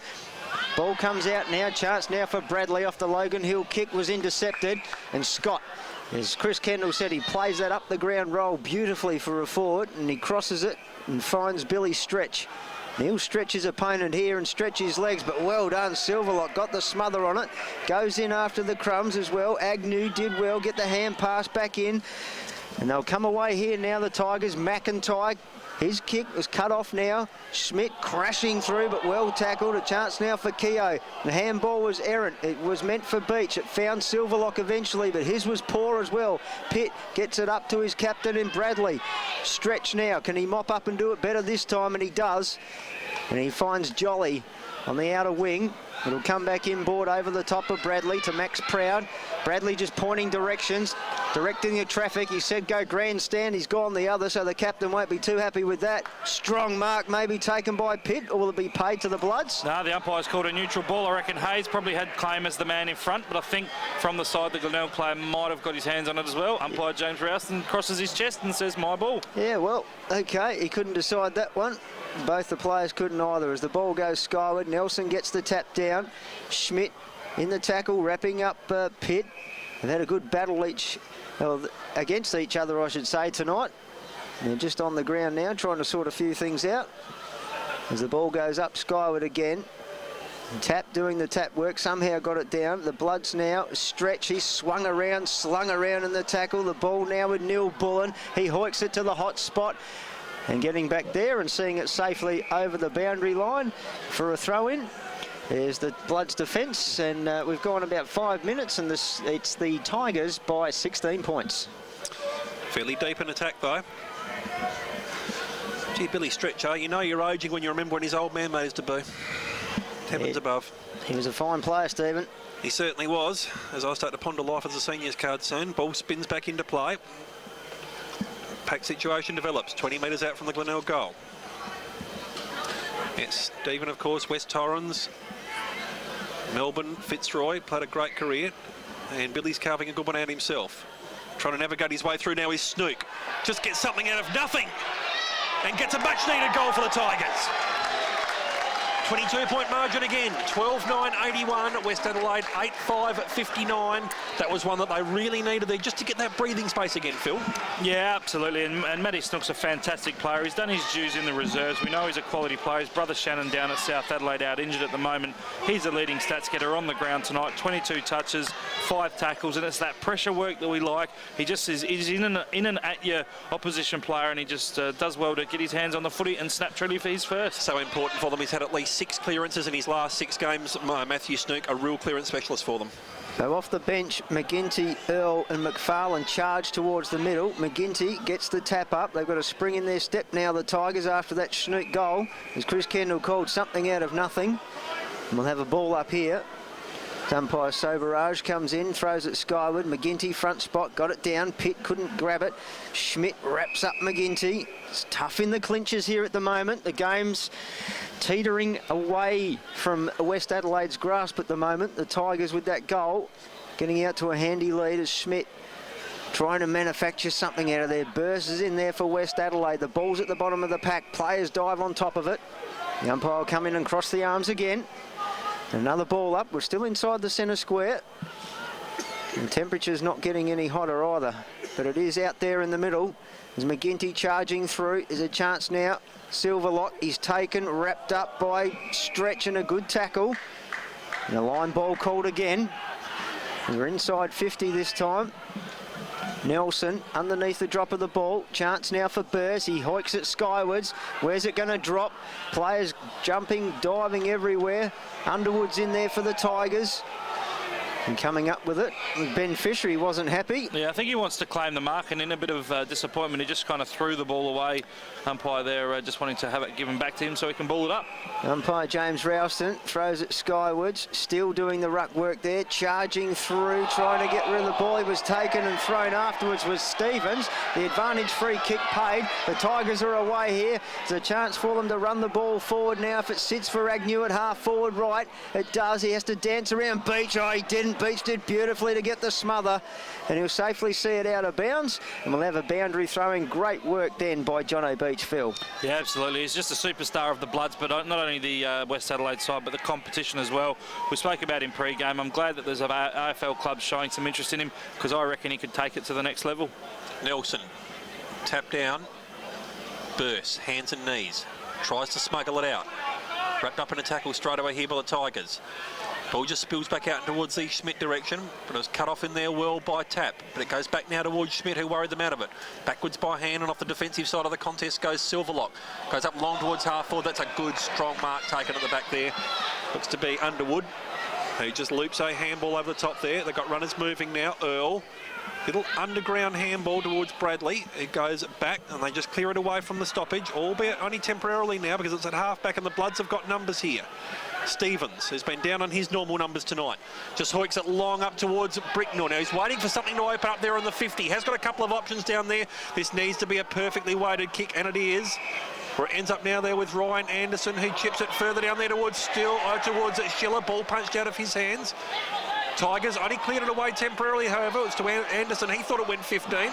Most of the crowd seemed to think it went 15. Anderson's handball goes looping in again towards the 50. Oh, Homburg there ducked the head and was taken high. Oh, umpires let that one go. Oh, goodness me.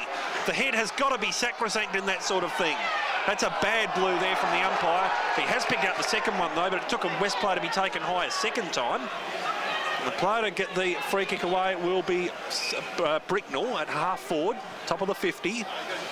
Puts it in now towards the goal square. They'll be happy enough to rush this over for a behind there, Underwood, and they get that rush behind. 12-9-81, West Adelaide 9-6-60, 21-point margin. That could have been really dangerous, boys. Yes, it could have been indeed, and it'll be one that'll come under review, I think, as Jolly now accepts the kick in from Underwood. He'll bring it grandstand side. He does it with a short kick and spots up McFarlane in front of Fisher. He goes off by hand now. Jolly with a thumping kick towards the wing, looking for Hooper. The little fella just too small to take the mark. It set up for his opposite number 12, Hayes, but not before it went over the boundary line. The boundary umpire there, Jason Moore, doing a good job.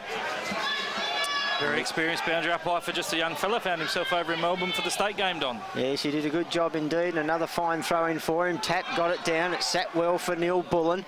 The man with a dash in his name and a dash in his leg most times, but it was a tumbling punt kick.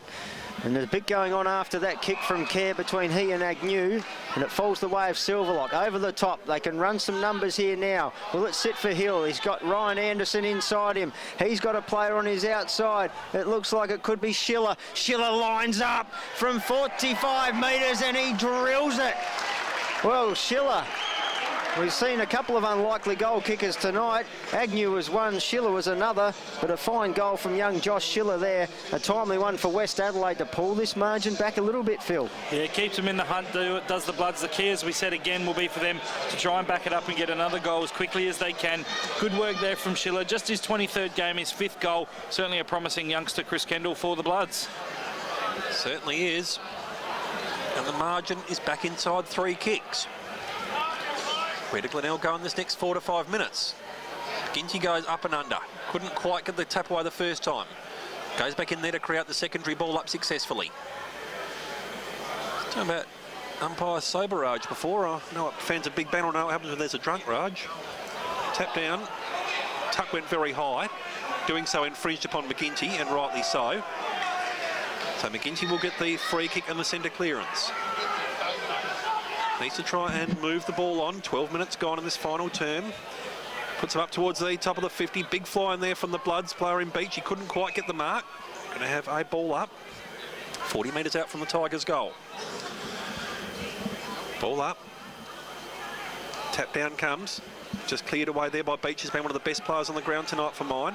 Comes out towards the centre wing out of side there. Jolly just worried out of it. Got the handball up on the up there towards the Timo, who clears it back in again towards the 50. Running backwards with the flight of the ball there was Snook. Worries Silverlock out of it. Got a boundary throw in. Right underneath the floodlights, which are now working fortunately on the outer side at half forward, 50 metres out from the Glenelg goal. 12-9-81, West Adelaide 10-6-66. Battle of Hastings for UDB back at home. Throw in. Earl looping a handball over the top there. He's looking down there for Agnew, but the boundary line wins out. We're going to have another throw in 50 metres out from the Glenelg goal, leading by 15 points. I see that Hayes is out there. Glenelg fans, it's a pity that James Jones isn't playing, so we'll be halfway through a Savage Garden reunion. The umpire hurls it back over his head, falls in the lap of McGinty, but not before he gives away the free kick to Tuck. And Tuck will drive the Bloods out of the danger zone for the moment. He decides to go short, risky, but finds, looks like it's Schiller out there this time. So Schiller, a recent goal kicker, now on half back, takes play to the wing and finds Homburg. Just defensive side of the wing, probably still more on the half back flank, and Homburg just goes short and finds Schmidt. He needs to get into the play, needs to create something, and he goes short here, back to Homburg. Of course, a joint McGarry medalist in the reserves last year, Homburg. He hands it across to Silverlock. He dances one way, then the other. His kick is good, and it spots up his teammate in Anderson. That was Aaron Anderson. The mark nearly taken there, but it wasn't paid to Silverlock. Gets the hand pass away. Actually, it was Stevens. Filkey now farms the hand pass out to Schiller. Looped it over the top here. Chance for Burrs around the body. In the goal square now. Here's a chance now. Filkey runs into the open goal and bang! His 3rd for the night, Aaron Filkey.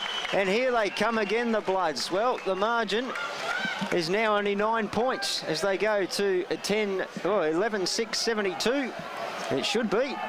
And the Bloods 12-9-81. Phil, they are coming. They're certainly coming. We're going to have a thrilling finish, and we hope it finishes by 9 o'clock because we lost that 10-minute delay at the start of the game. We were up against the programming in the system and have to finish at 9, but we'll bring you all the action nonetheless. And a great goal there from Filkey, his third.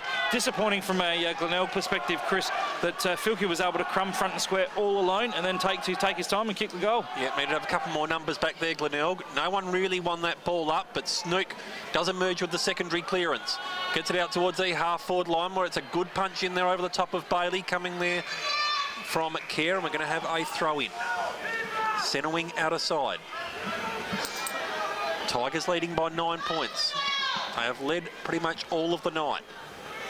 28-point margin at the 5-minute mark of the second term. McGinty has dragged down Tuck there in the ball up. No free kick paid. Now it comes back out and towards the Stevens direction, but it's been well cut off here by Joseph. Paul goes long up and towards the top of the goal region. Oh, diving mark almost taken back there by Trembath. Couldn't quite get that final purchase on it. Alloway's been worried out of it there by Keogh. They're calling for holding the ball here, the Bloods. There is no way they will get that. 35 metres around from the Glenelg goal, right in front of the canteen. Northern end of the ground. Ball comes punching in towards the burst direction. Fumbled where he really should have got taken. It comes back Agnew. Backwards handball there towards Bradley. Ball's just bobbling out now towards Hooper, who turns around and snaps and gets the breathing space back again for the Tigers. 3 goals there for Andrew Hooper. And another goal out of nothing for the Tigers. 13-9-87. West Adelaide 11-6-72. 15-point margin. They just maintain that breathing space. Yeah, exactly as we said before. Whenever the Bloods get a couple of goals, the Tigers do answer back. Westies just need to keep their foot on the throat, but unable to break that momentum. Great snap there from Hooper and a customary double fist pump celebration. And just quickly, boys, special request. We're doing shout-outs tonight. Grant Coffey, of course, will be joining us tomorrow. Asked us to give a shout-out to a good mate of his, a Paraka champion, Ashley Ryan. We hope you're enjoying the call, mate. Yes, and the call continues, the action continues as Tap goes up. Tap didn't come down with it, he went up against Tuck, but he's opposite number 8 and McFarlane for the Tigers just hoiks the ball towards half forward right. They're just looking to gain real estate here. Hooper with the hand pass over the top. A chance here now for Underwood. He gives it off. Alloway got his kick away under pressure. Could have been fouled after disposal really, but wasn't according to the umpire. And the ball scurries across the face of goal out of bounds, and we'll have a throw in on the grandstand side. Forward pocket for the Tigers. They lead by 15 points. They've been asked the question by the Bloods and they've responded. And the ball about to be thrown in.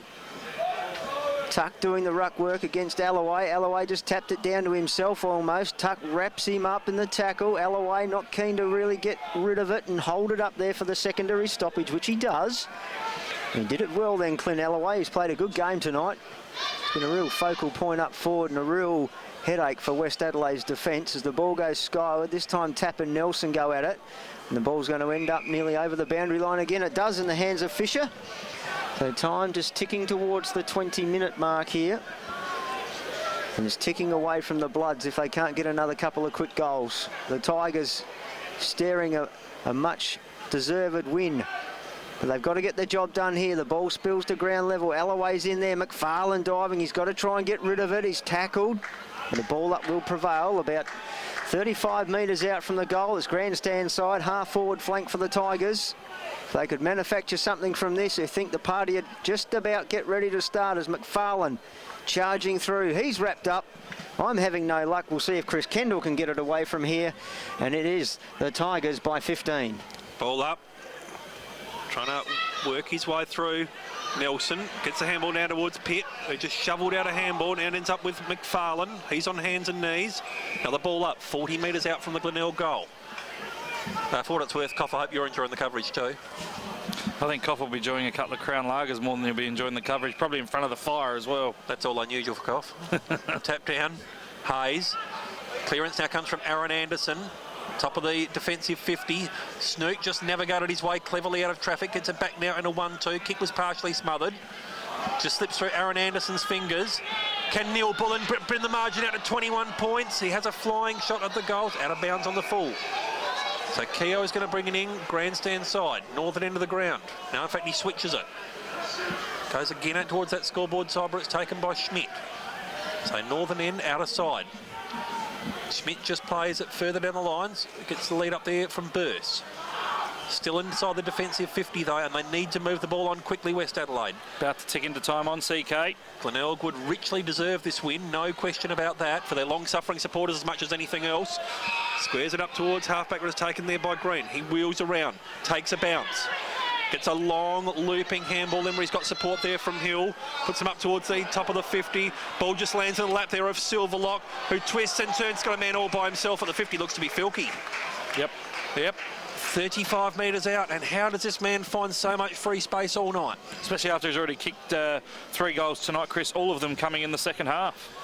He'll be kicking from 30 metres out, almost directly in front. We've just gone into time on. Aaron Filkey with one of the most important kicks for the season. Unloads. The pulse still beats for the Bloods. 12-6-78. 3 goals to Aaron Filkey. Matter of fact, that's 4 goals to Aaron Filkey. It's 13-9-87 Glenelg, and those Tigers fans sitting in front of the fire are starting to stoke the fire and get a little bit nervous. Yeah, the Bloods are 12-6-78, a 9-point ball game. There's probably about 6 or 7 minutes left to play. We've only got about 9 or 10 minutes left to be on air, so we should be able to bring you all the final quarter action, the thrilling final finish to this contest, Don. But if the Bloods can get the next one, I think Glenelg will be shaking in their boots. Yeah, so the ruckmen staring each other down, the breath snorting out of their nostrils with the fog like it's track work at Morphettville in the morning. The temperature dropping, but the heat's on in the kitchen here. The tap down. McGinty on hands and knees, does well, just funnels the hand pass out here. Pitt got it out to Bradley, who hacked it forward in hope. Neil Bullen, he's played a ripping game tonight. He spins around, gets his kick away towards half forward left grandstand side. Alloway leads the charge out, stolen from him. Trying to crash through the pack there. Has to be a line ball. No opportunity there for Aaron Anderson to get the ball away, Phil, and we'll have a ball up. You mentioned the snorting of the breath out of the thoroughbreds. You guys have spoken about that kind of animal all night. Enough with the horsing around. Yes, well, we better get this game done and dusted so we can hoof it on out of here, Phil. The ball goes forward for the Tigers from the Neil Bullen kick. Silverlock couldn't pick it up cleanly when he needed to, and it goes back into the pack here, and we'll have a resultant ball up about 35-40 metres out of the Glenelg goals. They're Players pressing. jockeying for position at the moment too. They are indeed. Well, West Adelaide need to get the whips cracking at the moment. Come on, boys. We've just about done them all, I think, fellas. I know Glenelg fans will be hoarse if they win. They will indeed. Well, they came out of the gate so well. They deserve this, don't they? They do indeed. 23 minutes gone now in this final term. Probably only 4 or 5 minutes of play left. Yep, we're certainly into the final furlong, Phil, as the punch away. Picked up now, Beach charging through. The hand pass into open territory. Leading in the race was Glenelg. It was Bradley at McFarlane. It was Bradley, in fact. Beach gets the hand pass over. It's Anderson. He's got a player up ahead of him, and it's a strong mark taken. No, not taken by Filkey. How could that not be a mark or free kick? Umpire Corey Bowen, the man there, put the whistle to the mouth. I watched him. He put the whistle up to the mouth and then pulled it away. He must have felt it was too cold to blow it. Maybe the pea's frozen in the whistle. Well, it results in a boundary throw-in, and the crowd, the natives are getting restless that are wearing black and red, I can tell you. The ball thrown in. Nelson got the tap down. Proud does well, just lets it go out of his control, and Pitt sees it safely over the boundary line. We'll have a boundary throw in. We've ticked well into time on. It is the Tigers by 9 points, and you're with Chris Kendall. 23 minutes gone as the ball in is right in front of the snouts, Louts, who are starting to find plenty of voice. McGinty gets the tap down. Pack situation develops. Spun around there is Nelson. He can't get a clear purchase away. Strong tackle from McFarlane. Ball up. 30 metres out from the West Adelaide goal. They're on a fair angle. Ball up. McGinty. Double-fisted tap down. Comes out now towards Silverlock, who tries to navigate his way around the situation, but he's bundled over the boundary line there by Scott. Another ball in. Another throw-up, I should say. Now it is a ball in, right the first time, CK. 30 metres out from the West Adelaide goal. 24 minutes gone. Nelson gets the tap down. West Adelaide player there on hands and knees. There's been called for a push in the back. Free to the Bloods. It has been paid to the Bloods, and it's going to be Schiller. At the 24.5-minute mark, Josh Schiller to try and get the margin back to inside a kick. He has to move it on fairly quickly. Maybe that was the evener up in the Chris, but it certainly looked like the Glenelg player got into the back of Schiller. We've had 5 goals kicked in this term, so you reckon we've got about 3 minutes left at most. Schiller comes in, unloads. This needs to come back. It is not doing that. Minor score. 12-7-79. 8-point trailing now West Adelaide. 13-9-87. The Tigers bring it back in very quickly. And a free kick has been paid to the Tigers for an infringement there against Schiller at the Snout-Slout side of half-back. So the ball now comes grandstand side, looking for Scott. The big leap over the back from Hayes. Well read by El. Got the hand pass to Joseph. He's taken over the boundary line and almost into the picket fence there. And a good tackle there by Nick Homburg. And another boundary throw in. Hooper. He's skating on thin ice at the moment. I know it's cold enough to be, but he nearly gave away a free kick then, Andrew Hooper. Would have been very untimely. The boundary umpire hurls it back into play. Nelson front spot, McGinney from the back. Earl, he'll safely see this across the line. Happy to do so as Schmidt pushed him over. He does come in to apologise and pick up Lockie Earl. Andrew Hayes loose in defence now for the Bloods. So this is crunch time. They need a goal within the next 30 seconds to be any chance at all. Nelson works his way to the front of the pack. Chance now for Schiller. He's wrapped up in a big tackle there. He's not going anywhere, except to give it to the umpire and have a ball up. If the Tigers hang on, Don, will obviously be a memorable 3rd win of the year, and you'd suspect it might just be curtains for the Bloods in terms of finals. Well, it's an 8-point margin. It's all for the Tigers to lose now.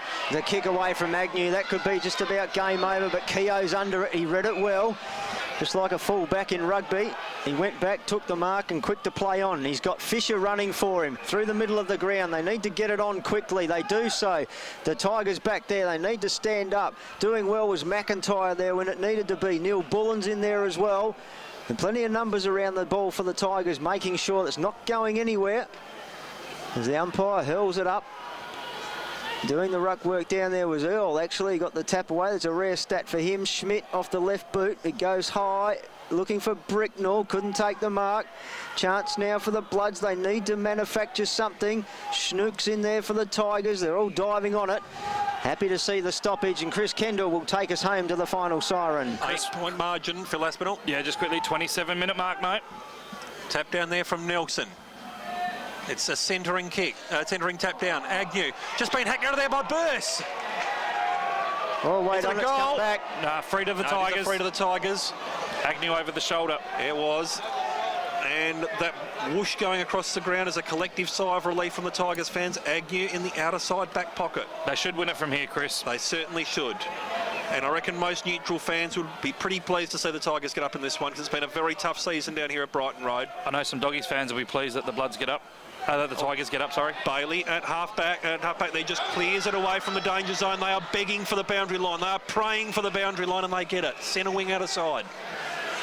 13-9-87 Glenelg, West Adelaide 12-7-79, 27 and a half gone. It could not be any more central of centre wing. This game is Glenelg's to lose, but you think they are now home. McGinty posed there to Nelson. Green just socketed away from the stoppage. As a matter of fact, that was Fisher. Ball up. And Chris, just to let the listeners know, we're hard up against the automatic programming overnight. We've already gone 2 minutes over what we can. We'll certainly give the final score, but we'll give a post-game wrap tomorrow. As the siren sounds, Chris, you bring it home. Glenelg fans are absolutely rapturous, and so they should be. It has been a damn tough season down here at Brighton Road, and they have pinched the win, and in doing so have probably condemned West Adelaide to missing finals.